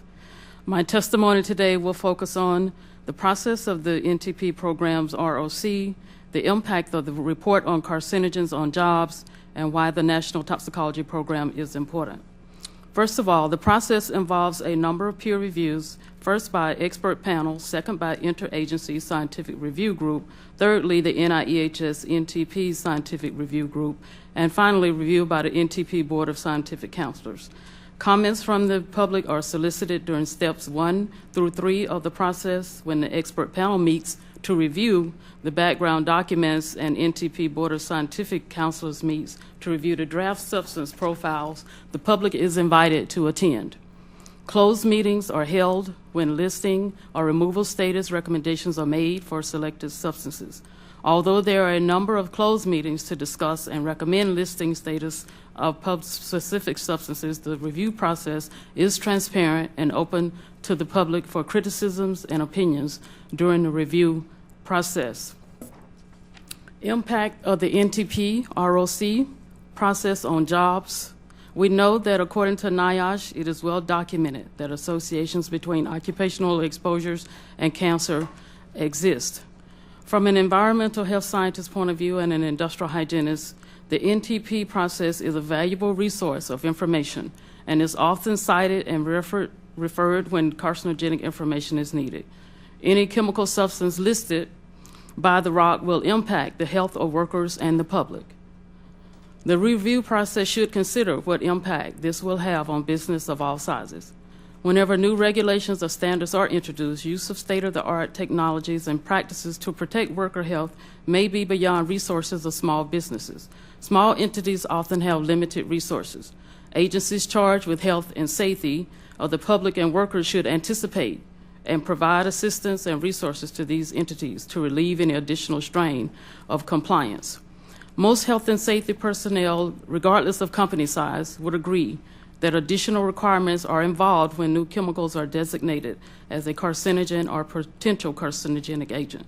But the benefits of knowing that readily available lists of carcinogen chemicals relieves some of the burden of identifying one category of toxic substances which workers have a potential for exposures and adverse health effects if needed. Why the NTP is important to public health. With more and more chemicals being developed and used by society and in the workplace, databases that contain toxicity and health and safety information developed by the NTP process and others will continue to be used by a number of companies, organizations, and agencies for toxicity assessment and decision-making to address public health issues. Development of exposure limits and carcinogenic classifications is a challenge. When workers and community members are unaware of the potential toxic health hazards in their work environment and communities, this makes them more vulnerable to injury and diseases. It is important to provide them with information and references to assist in anticipating and recognizing hazards and the health effects associated with carcinogens in the workplace and the community. If a chemical or agent lacks toxicological and carcinogenic data, it is difficult to conduct exposure assessments in public health and worker populations, which makes it difficult to respond to affected populations' concerns and fears of long-term health effects. For example, in the aftermath of Hurricane Katrina, the public was very concerned about the copious amounts of mold exposure and potential health effects. The NTP played an instrumental role in gathering knowledge and coordinating potential research questions that could help address the impact of mold and mycotoxin and exposures and health effects. Potential exposures to chemicals occur in homes and communities. Scientists have the daunting task of combining and assessing data from laboratory studies and information from human population epidemiological studies to determine a substance's cancer-causing ability. Systematic processes are needed to assess toxicity and hazards associated with these chemicals. Given the limitations of oversight sometimes placed on federal agencies, the NTP is uniquely positioned to lead various types of reviews and investigations of chemicals that are of concern across different aspects of public health. Thank you. Thank you, Dr. Grimsley. I'll now introduce Ms. Webster for 5 minutes. Thank you. Thank you, Chairman Brown, Chairwoman Elmers, Ranking Members Tonko, and Ranking Member Richmond for the opportunity to test before you today. My name is Bonnie Webster, and I'm the Vice President of Monroe Industries in Avon, New York. My husband, John, is here with me today, and together we run the company. We have 7 employees, but often hire 2 to 3 more seasonally to meet demand. We are a cast polymer company and use styrene-based resin to manufacture high-end custom showers and vanity tops. We are a small operation, but we do go to great lengths to reach the highest level of safety. In 1999, we built a new facility away from residential areas because styrene, like any chemical, has the potential to be harmful when misused. We ensure that every employee uses a respirator and other safety equipment. Unlike larger companies, we do not have the ability to employ a full-time occupational safety staff. However, we bring in consultants annually to address OSHA matters and ensure that even with small resources, we are compliant and safe. Our company works hard to lessen the environmental impact of our production. We have created Roboglass, a product that uses half the amount of resin. Roboglass uses a bio-based resin and recycled glass, for which we have won an EPA Environmental Quality Award. Our products have a life cycle of well over 20 years and are designed to last the duration of the home. Despite our hard work to be on the cutting edge of the composites industry, we are very concerned that the listing of styrene in the 12th report on carcinogens could make it very difficult for us to stay in business. Currently, there is only one company that will insure us. Should we be dropped by that company, like other composite companies whose coverage has been terminated by long-term carriers, it will be impossible for us to continue to make an affordable product. Today's mentality when it comes to liability lawsuits is, who can we sue next? We cannot afford to be next and remain in business. The poor science that informed the ROC listing begins to inform the EPA or OSHA regulations. Our concerns will only worsen. Our worries are not unique only to Monroe. Many state air pollution regulatory programs will look at the ROC listing and set styrene ground level exposure limits based on a presumption of carcinogens. And this will make it impossible for composite manufacturers in these states to get or renew operating permits. In light of the uncertainty presented by the styrene listing in the rock, we have no plans to expand our production or increase our number of employees. We hope, with this economy, we will be able to maintain the business that we have now. Compared to many other companies in the cast polymer subset of the composites industry, we are in a better position than most because our products are totally customized and therefore very difficult to import. The current environment has made it nearly impossible for high production cast polymer fabricators to compete. Surrounding countries do not have the regulations and additional costs that we have here. Unlike larger composite manufacturers, we do not have the luxury, if you can call it that, of moving production offshore. If this trend continues, we will have no choice but to liquidate our companies. There is a significant environmental benefit to using our engineered composite products over natural stone products and other materials that should be considered. Granite, for example, is mined in South America and often shipped to China to be polished before being shipped back to the U.S. to be fabricated. The environmental impact of the transportation aspect alone is considerable. The fact that our engineered surfaces are fully manufacturable in the United States, in addition to be partially constituted of recycled components, makes them a very green product. The rock is hidden in the shadows, pretending only to be harmless input to the public health agencies. It has been largely unsupervised by the Congress, unreachable by the courts, and not carefully supervised by senior officials in their respective agencies. Yet its actions have every bit as much of an impact as regulations, which in contrast are subject to the Administration Procedure Act. Our industry is asking that Congress reform the way the federal government analyzes the risk of chemicals to make it a more transparent, inclusive, and scientific process. Please consider these reforms that will ensure that federal programs like the Report on Carcinogens leads to valuable assessments that help, rather than harm, American business and the American worker. Thank you very much for your time. Thank you, Ms. Webster. I'd like to introduce Ms. Luttrell now for 5 minutes. Thank you. Thank you, Ms. Chairwoman. Sorry about that. Chairman Brown, Chairwoman Elmers, members of the committee, Ranking Member Tonko and Ranking Member Richmond, thank you for the invitation to speak today. This is the first time I've been before a committee, so I'd like to, if I may, enter my written testimony into the record and summarize those points here for you today. Without objection. Thank you. My name is Allie Lotterell. I'm the Vice President of Government Affairs for a company called BioAmber. We are a renewable chemical company. My work with BioAmber includes renewable chemical manufacturing project finance, federal, state, and local financial incentive analysis, renewable chemical and economic policy development, and I currently head global sustainability. It's a startup. I'm also a former investment advisor, both for private individuals on private companies in the clean tech sector and for public companies. So my perspective is a little bit different than the other members of the panel. BioAmber, just to start, is a next-generation chemicals company.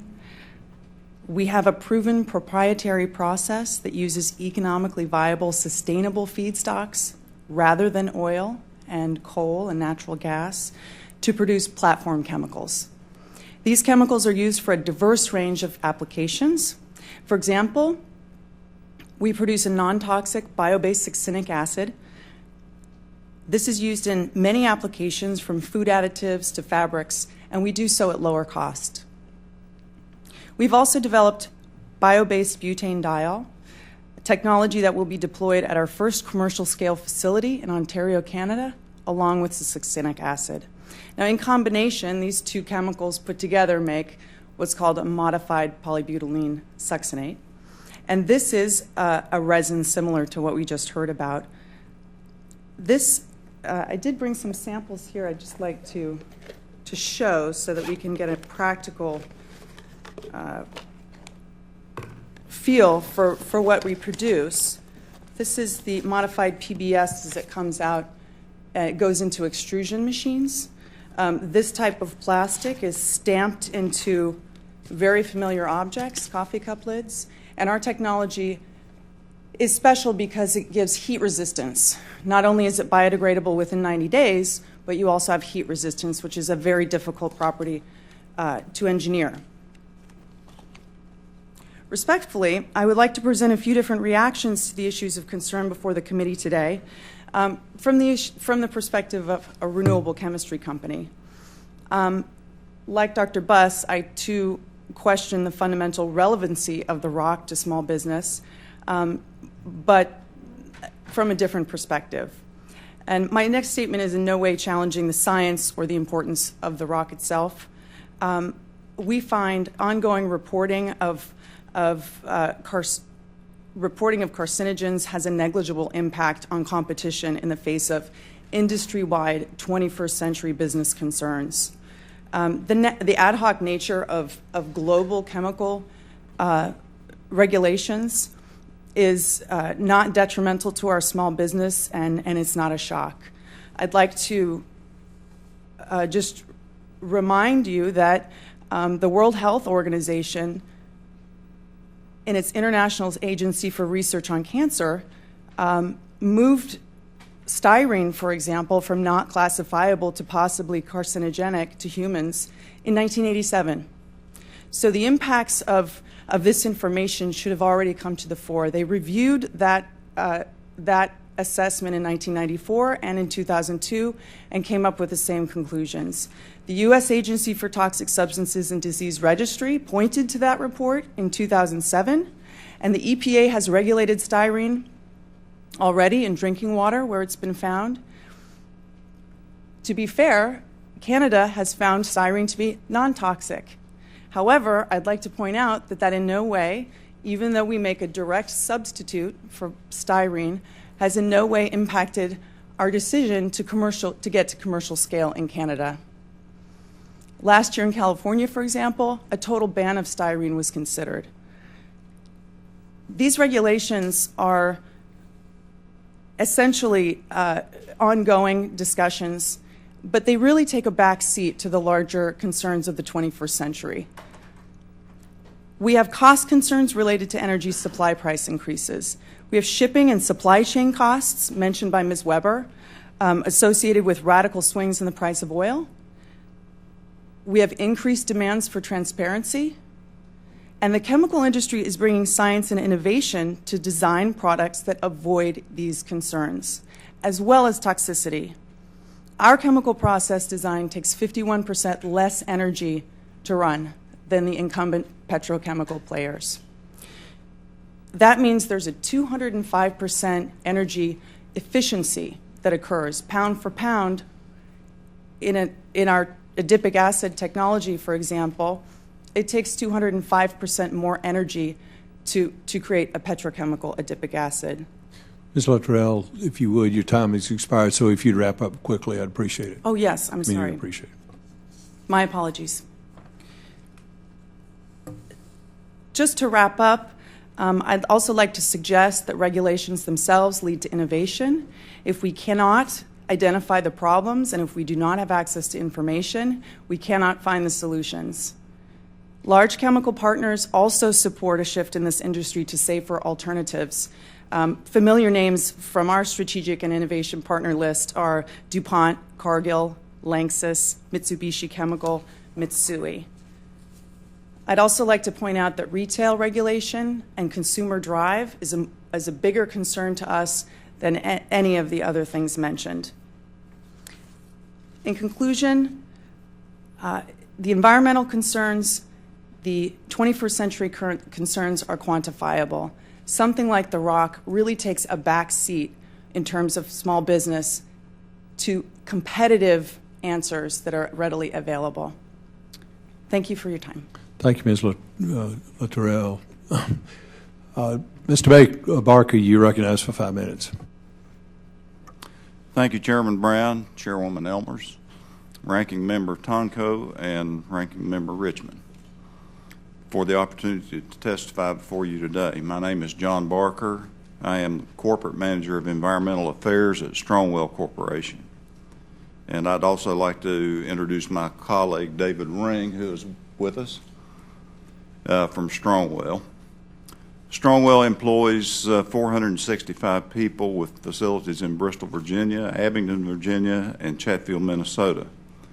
Our primary raw materials are styrene, resins, and reinforcements, which we use to make many products, including ballistic panels, having shipped over 150,000 to protect American troops and soldiers in Iraq and Afghanistan. We also manufacture bridge beams, platforms being used increasingly to reduce the life cycle cost and improve sustainability of infrastructure. Like any chemical, such as styrene, it's critical to follow safety guidelines. At Strongwell, we pride ourselves in our proactive safety programs.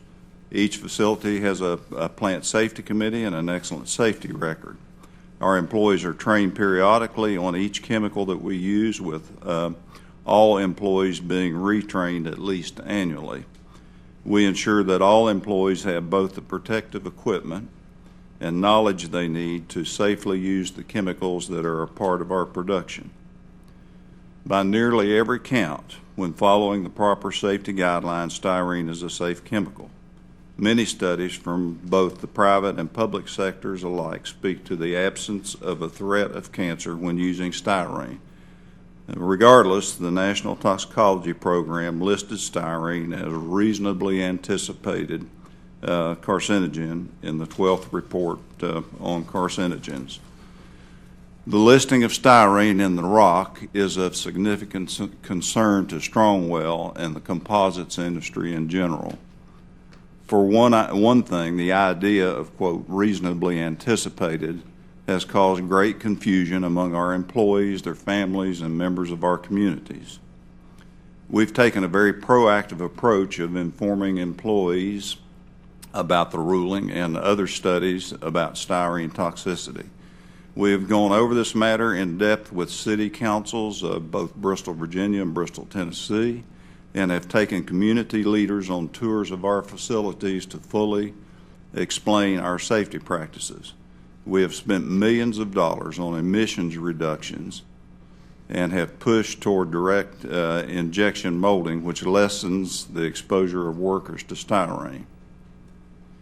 Dr. Buss has explained the scientific problems behind the listing of styrene in the report on carcinogens. Let me tell you about some of the problems it is causing to business. As a company, Strongwell has gone to great lengths for many years to have a strong and positive relationship with our community.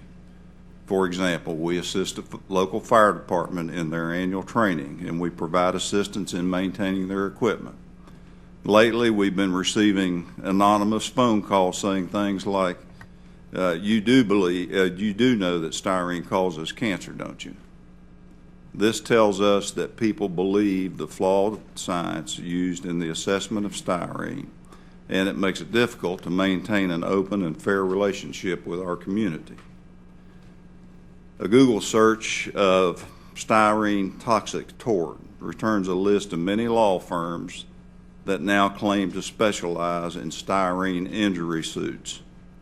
Styrene was not a business opportunity for these law firms a year ago.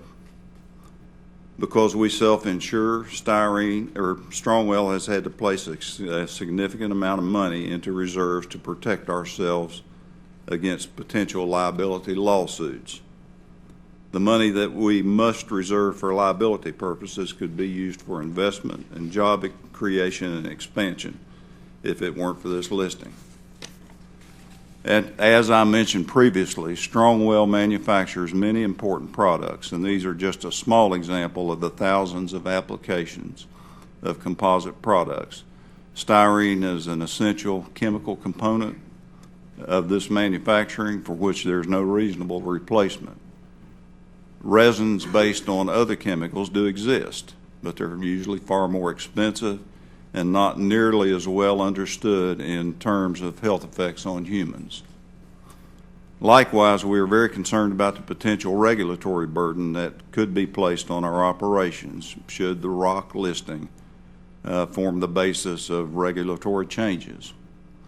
Changes to the regulations already in effect by OSHA and EPA could cause the cost of compliance to increase substantially. Further, focusing on a matter that should be of no concern will make it harder for employees to give full attention to the safety issues that are important. Because there's no legitimate substitute for styrene, and because the cost of liability and compliance could increase astronomically, there's a concern that the federal treatment of styrene could drive composites jobs offshore. By the way, this is not just a concern for Strongwell, but for the entire industry that employs over 250,000 people.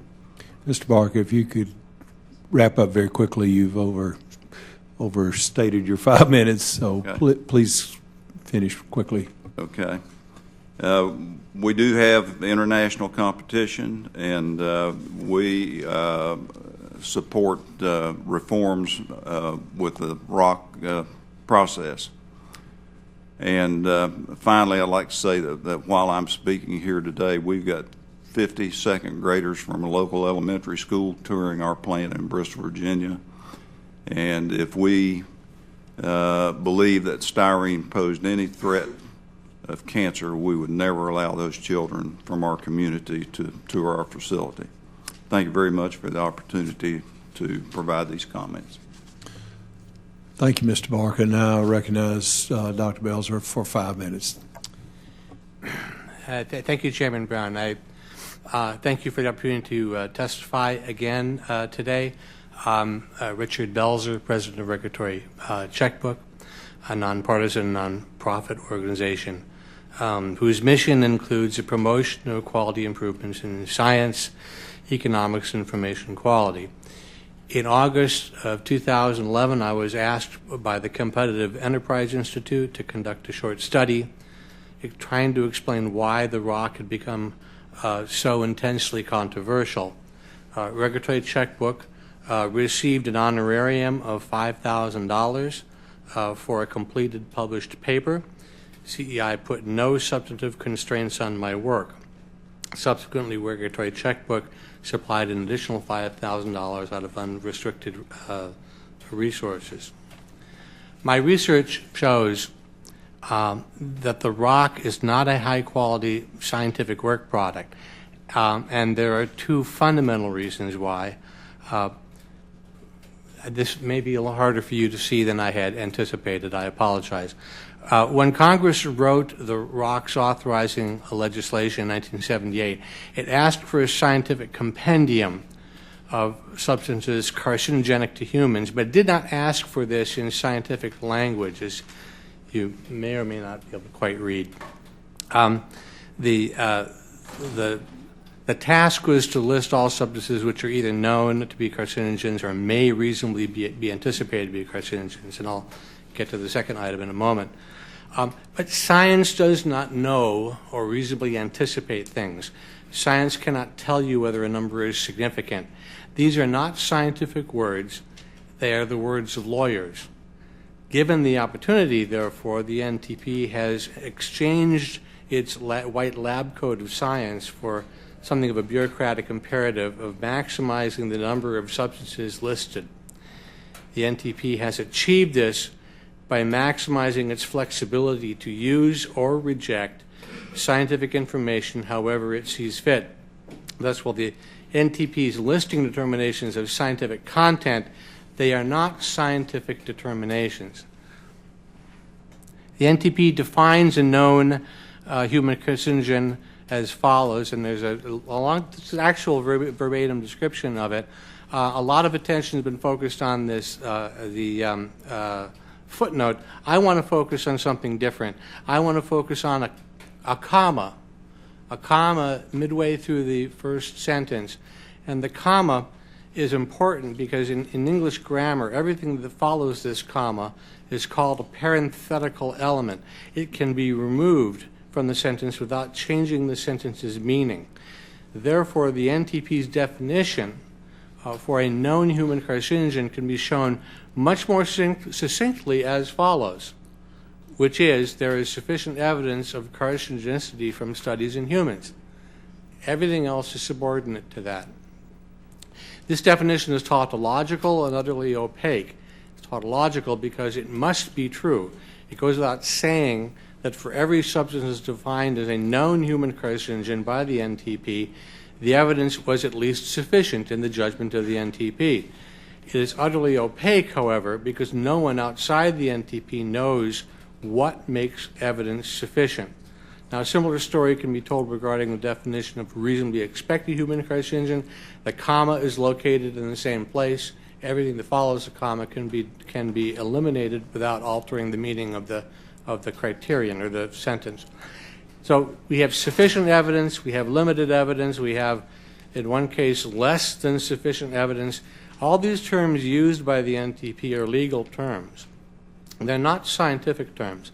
So what the Congress seems to have asked for a scientific compendium, what the NTP appears to produce is legislative determinations. And it does this in a way that makes it look like it's scientific. Biology words are often used, for example. But the determinations themselves cannot be scientific because the definitions are themselves not scientific.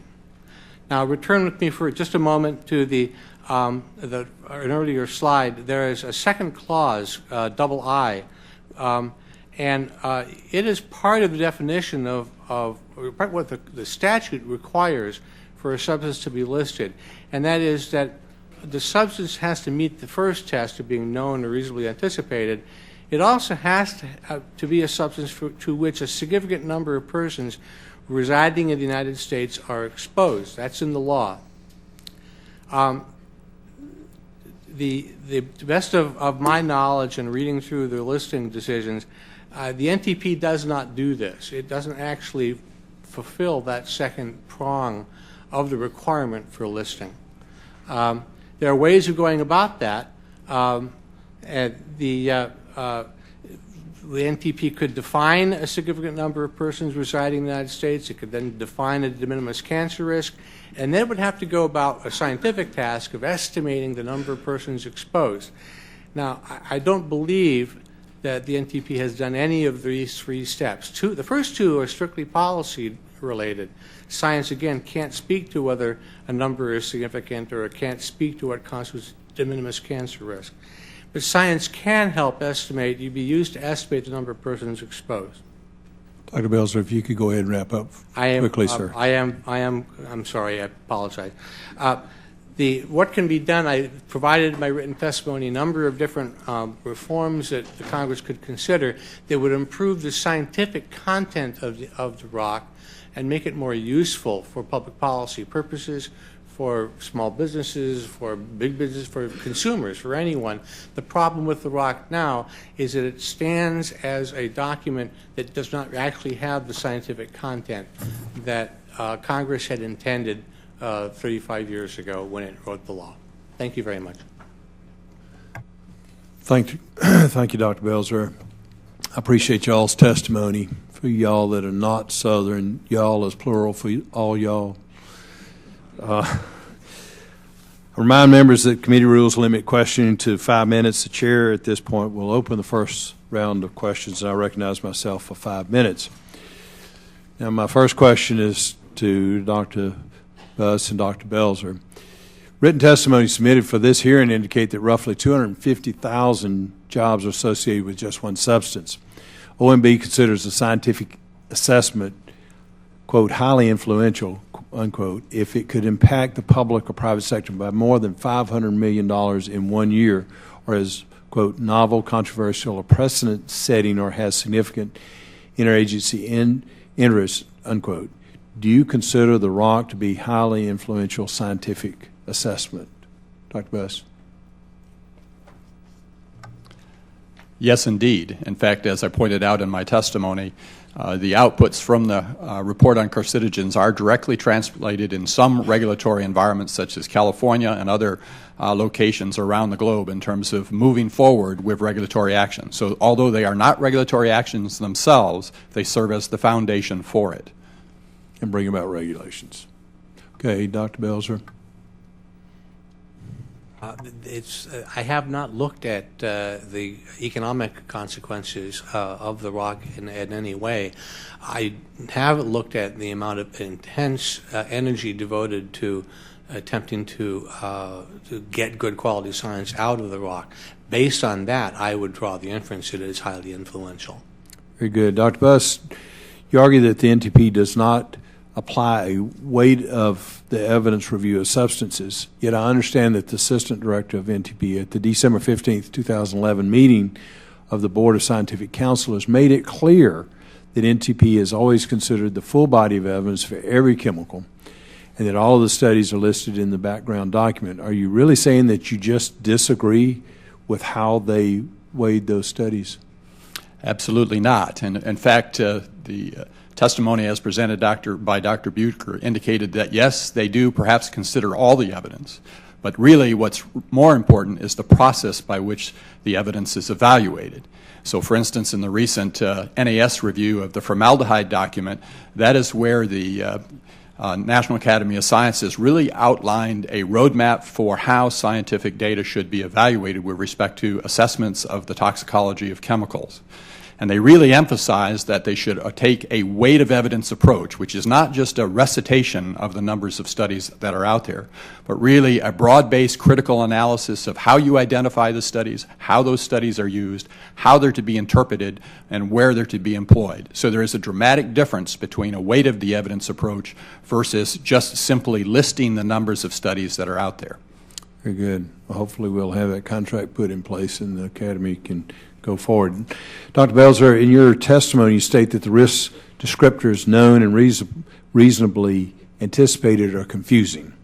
Can you tell us why this legal language, which appears in the statute, is confusing and is not appropriate for use in describing the cancer risk that a substance may possess or pose? Well, as I noted in my oral testimony, that the term known or this phrase reasonably anticipated, these are just not terms scientists use. Scientists deal with theories and with hypotheses, and they test them.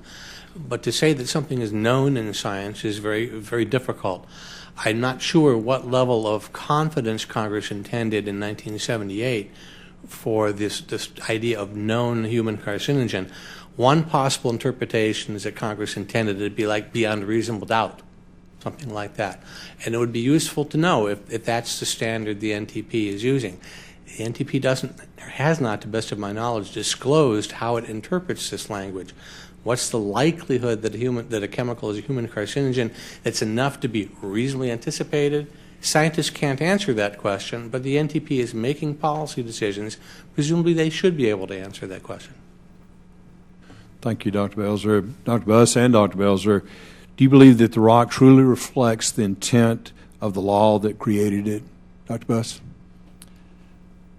I believe with the status of reasonably anticipated and known, the intent clearly is to identify chemicals that the public should, in fact, take direct attention to. And if we have that degree of significance associated with those classifications, I believe the public is best served if, in fact, it has confidence that the scientific evaluations that underpin those classifications are based upon the highest quality scientific evaluation that can be done. And those principles have been outlined in, as I've mentioned before, are really centered on evidence-based approaches to evaluation of the data, which really promotes a structured, organized way of looking at the data that gives you a consistent evaluation of the data from chemical to chemical. And that builds assurance with the public that, in fact, the evaluations that are put forward by the report on carcinogens, in fact, can be trustworthy and used for science-informed decision-making. Thank you, Dr. Buss. I'm not sure that truly answered whether it follows the intent of the law. And Dr. Belzer, my time's expired, so if you would just include that in your written answers. So now I recognize Mr. Tonko, my friend, for 5 minutes. Thank you, Mr. Chair. Ms. Latourell and all of our witnesses, thank you for joining us today. But to Ms. Latourell, recently I toured a company started by a couple of graduates of Rensselaer Polytechnic Institute in my district, and they invented a process with the help of the campus incubator to use mushrooms and agricultural byproduct to grow packing material to replace polystyrene. They are enjoying real success and finding interest in partners in old line businesses that welcome these products to reduce their own carbon footprint and meet customer preferences. It seems to me that consumers are ahead of some companies about what they want in products. As important as the report on carcinogens may be to some, it is irrelevant to the pre-existing surge in demand to move away from petrochemical-based products. Could you elaborate a little on consumer demand as a driver for the change in these given areas? Certainly. Consumer demand basically picks up where government regulations leave off or where government regulation is absent. The move toward greener, however you categorize that, essentially products that have more environmental benefit, use less energy, are non-toxic, and use renewable resources, are so in demand that companies like DuPont, for example, in 2010 surveyed 800 of their customers globally. And DuPont's customer base spans food and agriculture, transportation, chemicals, manufacturing, plastics. They understand that there is a long-term demand for these products and alternatives because of the larger drivers on the business. However, they look to their customers to be sure that there's going to be a ready market. 89% of the 800 customers surveyed said that delivering products with environmental benefits is a long-term market opportunity, and those are the customers that sell products directly to consumers. 95% of those surveyed reported customer demand is a key driver for developing products. I'd also like to point out that there is such an incredible shift in the marketplace to these types of alternatives that companies like SC Johnson have created their own metrics through which they screen chemicals to use in their products. Theirs is called a green screen. Staples has been actively dialoguing with their suppliers. They have goals regarding how much renewable products they sell, and they're working with their suppliers to find ways in which products can be less toxic and less harmful to the environment. Walmart is a great example. They've reduced their packaging and found that essentially what it did is it made their shipments almost double in size because the reduction in packaging allowed them to ship more. And this has saved them millions of dollars in transportation costs. Thank you. Now, you heard the testimony of the Office of Advocacy from SBA, and it struck me that their very aggressive intervention into this case based on lobbying from the styrene industry amounts to a government office picking winners and losers in the market. Based on what you've learned, does it appear that they are working in the interest of green chemistry firms? No. Clearly, green chemistry is let me put it this way. The ship has sailed. Green chemistry is here. The alternatives are here. For governments to be determining what's going to happen in the green chemistry industry, it's too late. We certainly advocate for more incentives to get to commercial scale so that our respected colleagues on this panel can supply customers with these products. We're seeing more job creation coming out of green chemistry.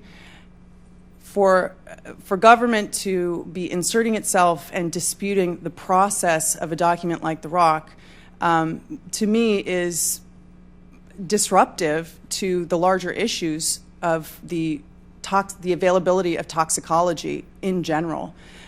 Consumers get their information from many different sources, this being just one of them. Yes, it's influential. It influences the customer base. But we're already well beyond concerns of a document like this. Thank you so much. I yield back, Mr. Chair. Thank you, Mr. Tonko. Now I recognize Chairman Olmers for 5 minutes. Thank you, Mr. Chairman. My first question is for Ms. Webster. If your company had to replace styrene with another substance, would you still be able to sell your products at a competitive price, and how would that impact your bottom line? No, I would not be able to be competitive. It would make it easier. Microphone, please, ma'am, Ms. Webster. It would make it definitely easier for imported products to come into the United States. I do have a bio-based resin that I do use. That has actually gotten us more business. People do like the aspects of us going green. But no, the cost of the other resins that do not have styrene are very cost prohibitive. And we have looked at vinyl esters and epoxies and things like that. It's just not cost effective. It will increase imports. It'll increase imports, and then obviously if you were to, and this is just me throwing this out there, if you were to use another product, obviously that cost would be passed on to the consumer. Absolutely. My other question for you is, you had mentioned in your testimony that you obviously as a small business, you don't have the resources for compliance, a regulatory compliance officer. Is that correct? Yes. Okay. So who in your company is the person that is responsible to be complying with the federal regulatory process? We hire a company to come in. They do a walkthrough. They do training. They do training on the forklifts and things like that. Once a year, they come in and go through the plant. They let us know if there's any issues. They pat us on the back, and knock on wood, we haven't had any problems. So we hire somebody to come in to do that. My next question, thank you, Ms. Webster. I do want to add just one last thing, and you may not feel comfortable answering this, and if you don't, that's fine. Is that a very costly endeavor, having someone have to actually come in and help you in that process? It runs, it's going up every year, but it's just under $1,000, but I think it's based on how many employees you have. I see. Thank you. Thank you for that, Ms. Webster. For Mr. Barker, I have a couple questions for you. Do you feel that the report on carcinogens is helping or hindering you in creating a safer workplace? At this time, I would have to say that it is a hindrance, although I think at this point not as great as it is likely to be.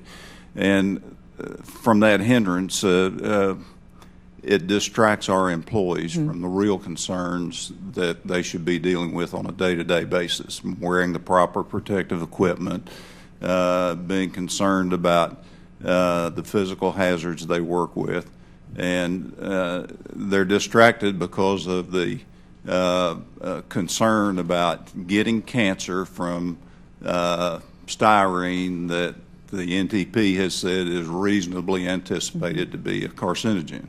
So they're concerned about that, and we're concerned that the further we go with this, as awareness grows, the more distracted they'll become. And my last question for you is, now it is our understanding that Strongwell participated in the public comment process of the 12th Rock. Is that correct? That's correct. Can you tell us whether or not your comments were responded to by the NTP? Our comments, as far as I know, were not responded to. Okay. And I'd like to, just for the record, point out, and there again, in the previous panel, Dr. Birnbaum had stated to the best of her knowledge that all comments had been responded to. But I do have an additional question. Thank you, Mr. Barker, for Mr. Belzer. In your testimony, you noted that the NTP completely ignores exposure or dose in making its determinations. Why is it important for exposure or dose to be considered when providing information to the public about substances that have the potential to cause cancer? I'm sorry, Dr. Belzer. Sorry, it wasn't clear who you were addressing. I'm sorry. No, I apologize. The public has an obvious need for information on chemicals or substances that could cause cancer. But the dose at which those substances might cause cancer is very important.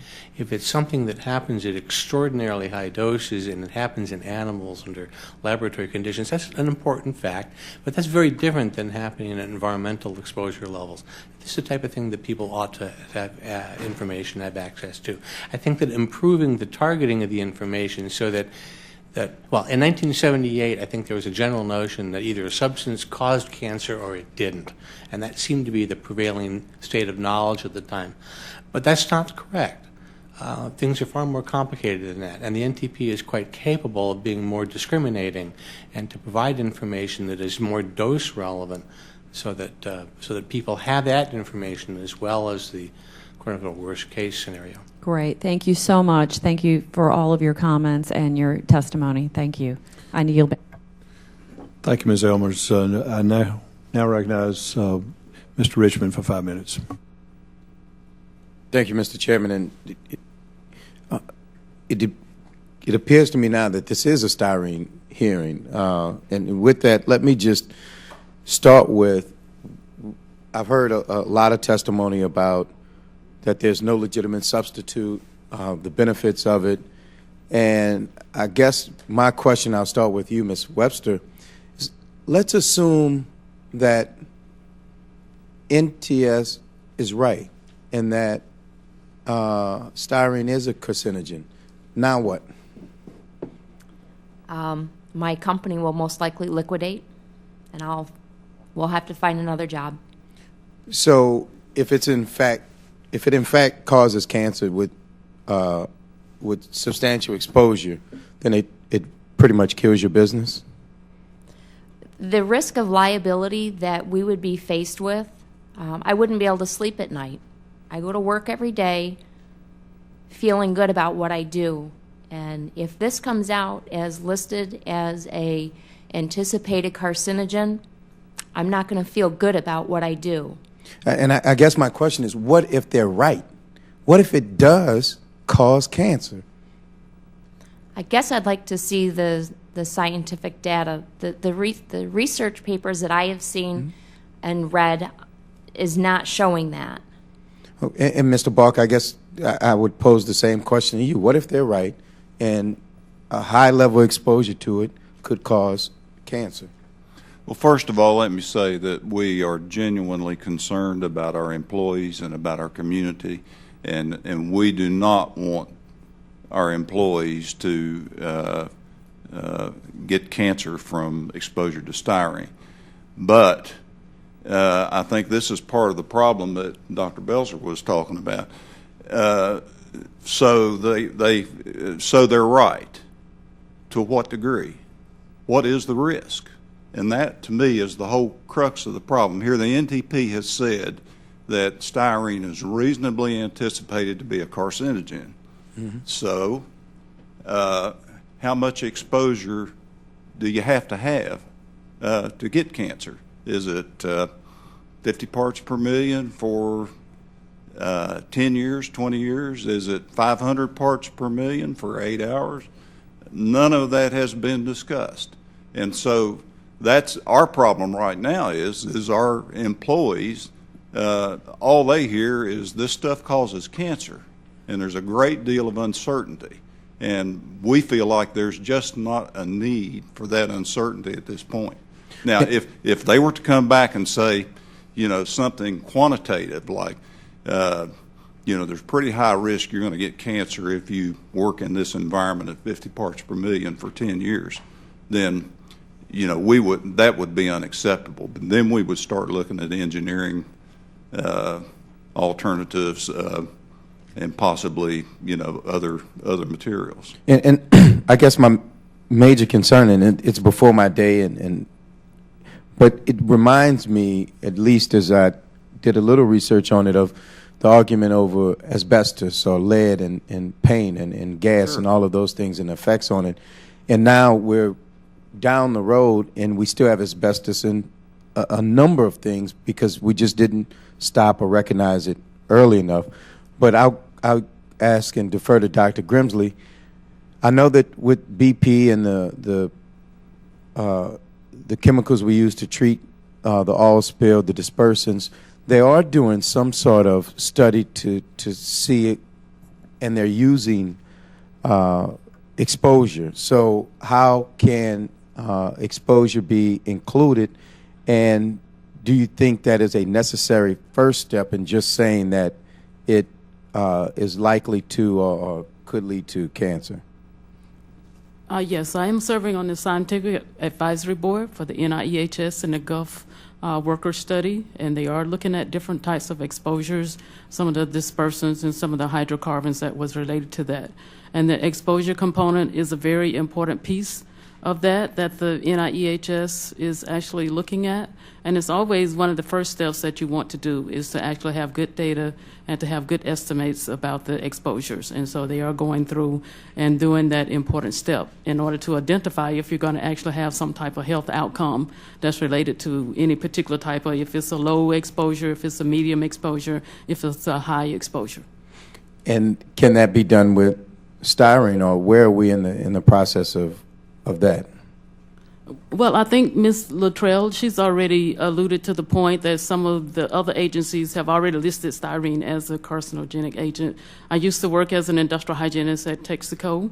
I used to work as an industrial hygienist at International Paper. And we try and do at bigger companies and smaller companies, we try to encourage what we call the ALARA, as low as achievable, reasonable, achievable. If you have exposure limits or you go beyond the exposure limits, but most definitely trying to keep the exposures down as low as possible, then that is one of the things we strive for. Mr. Chairman, I see that my time has expired, and Mr. Chairman, if you allow me, I just wanted to recognize that Dow is in my district, and they're doing a wonderful job, and they're expanding, and I watched their first responders and their safety mechanism, so I'm not implying that anybody's not concerned about the health of their employees, but the question becomes, what if NTS is right and other people are wrong? Thank you, Mr. Richmond. As much as my colleagues on the Democrat side would like to make this a hearing about styrene, holding a hearing on the rock process, which is what this hearing is all about, without discussing substances recently listed would be totally irresponsible, and we need to fully evaluate the process. And that's what this is all about. And the specific substances just serve as case studies. They're not, this is not about styrene as much as my colleagues on the Democratic side would like to make it be. This is about the process. The title of this hearing is How the Report on Carcinogens Uses Science to Meet Its Statutory Obligations and Its Impact on Small Business Jobs. So that's the reason that folks are here. So now I recognize Mr. Miller for 5 minutes. Okay, I thank the chairman for that clarification, but the styrene industry's lobbyists do take credit for having scheduled this hearing. Mr. Barker and Ms. Webster, you have both said in your testimony that insurance costs might go up, policies might be canceled for firms that use styrene-based products or use styrene in their processes. Is that something you're supposing might happen, or do you actually know of any instances where companies have in fact lost coverage or been charged more in premiums because they use styrene, either in their products or in their processes? So we could check with those companies and the insurance companies directly for more information about that. I was on a conference call about 6 weeks ago. There was a woman, John Schweitzer might be able to get me her name. I think her name is Lori, she was dropped by her insurance carrier, and the next carrier that picked her up, the costs were quadruple. Okay. Can you get, Lori is not enough to go on. Yeah, I know. The call was about 6 weeks ago. Mr. Barker, do you know personally of any companies that have in fact been dropped or have their premiums raised? I'm aware of the same company, I think, that Ms. Webster's talking about. Okay, can you get us Lori's last name and yes, some contact information? Sure. As well, and I would hope that we could get from her the names of the companies, sure, the names of the insurance companies. Mr. Barker, in your testimony, you said that you'd done a Google search for styrene toxic torch, and there were 12 firms that were advertising to handle styrene toxic torques since the 12th ROC came out. Our staff did the same research and found that actually only one of those mentioned the ROC on their website, and actually called some of those firms, and it appeared that all but one, I think, or maybe all of them, had actually been doing styrene toxic torques well before the ROC. There were plenty of people in the scientific community, plenty of toxicologists, public health experts, who believed that styrene was a carcinogen before it was recognized before the ROC. Are you aware that actually there were lawyers who were handling styrene toxic torts before the ROC, and in fact the ROC does not appear to have changed that? Yes. Okay. You are aware that's been going on right along? Yes. Okay. Not new, not because of the ROC, right along. Right. Okay. And finally, Mr. Barker, I know that there was a miscommunication between our staff, our Democratic staff, and you yesterday. They sent a request for information in 2 emails to the address to which your invitation to appear had been sent, and did not get a response. Will you provide the information that they asked for the record? And could you also just kind of tell us what happened now for the record? Well, I was on my way here. Okay. And didn't have access to email. All right, but you will provide us that information? Yes. All right. Well, Mr. Chairman, I think you said glory be before when I yield back 12 seconds. I'll yield back 1:20 now. Hallelujah. As Mr. Miller knows, I've always tried to be very, very liberal with you as well as other members of our committee, and have enjoyed serving. A tendency that does not show up in many other areas for you. Well, I try to be very lenient with everybody. But I also want to remind Mr. Miller that this committee is not responsible for what outside entities state. This is still about process. It's not trying to exonerate or vilify any particular entity or industry, and this is about the process. That's what I'd hope to be as a scientist, as a physician. I'm very concerned for my patients and for all Americans about potential exposure to anything that may cause people harm. And so I share my Democrat colleagues' concern about the health of all Americans, and this is not to try to hold up any industry in either regard as to exonerate them. It is about process, and it's not to try to vilify anybody. So thank you, Mr. Miller. I appreciate it. Now I recognize my friend, Mr. McNerney, for 5 minutes. Thank you. And I do thank the witnesses for coming forth today. It's not easy. Ms. LaTourette, you have significant experience with green chemistry businesses, and jobs are, of course, a big deal to us here in Congress.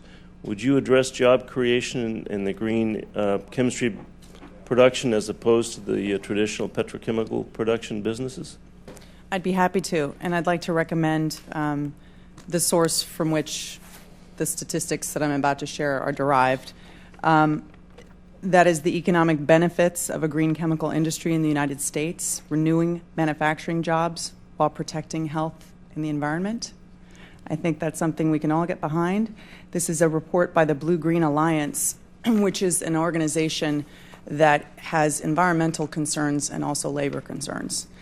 It states that using similar input-output analysis, they estimate that spending $1 million on traditional plastics production would generate 4.3 jobs, while spending $1 million on bioplastics would generate an estimated 6.9 jobs. It's a pretty significant impact. The American Sustainable Business Council represents 120,000 sustainable businesses. They represent 200,000 sustainable business leaders, and they are also a ready source for job creation. They have access to many green businesses if you'd like to know more. Thank you. Nice answer. I understand from your testimony, I'm going to ask you for verification, that 21st century businesses, for 21st century businesses, the ROC should have a little impact. Was that what you intended, and is it because of energy efficiency, public perceptions, and so on? What are the sort of reasons for that, if I'm correct? Well, first, 21st century businesses have much larger concerns than a report like the ROC.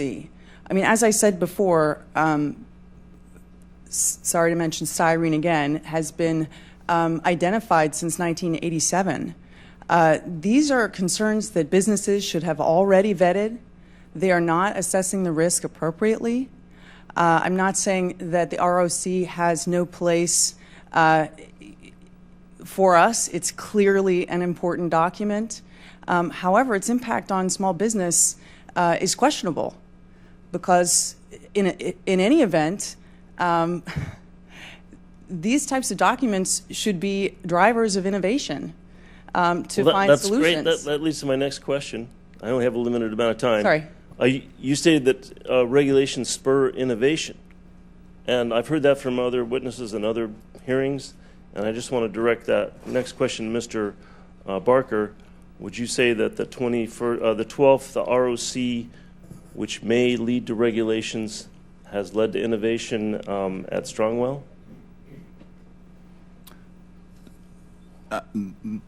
Not the ROC at this point, but I would agree to some extent that some regulation can lead to innovation, yes. Thank you.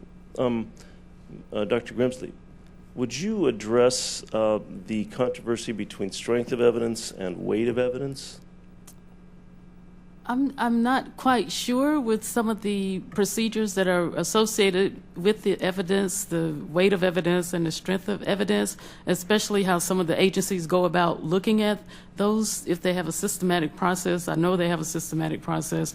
The IR, the American Conference of Governmental Industrial Hygienists, the EPA, the NTP, when they go through and they actually look at the data that is available, I do know they have some type of system, but I can't speak today exactly what is it, high, medium, low, and to what extent those strengths of evidence are.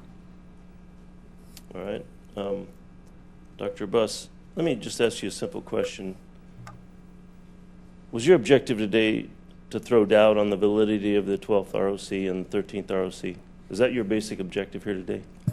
My objective is to make sure that we have the highest quality science evaluations supporting these very important decisions, such as classifications of carcinogens. And I strongly believe, as a result of our experiences with styrene and other chemicals, that what we've witnessed, that there is a significant need for refinement of the ROC process.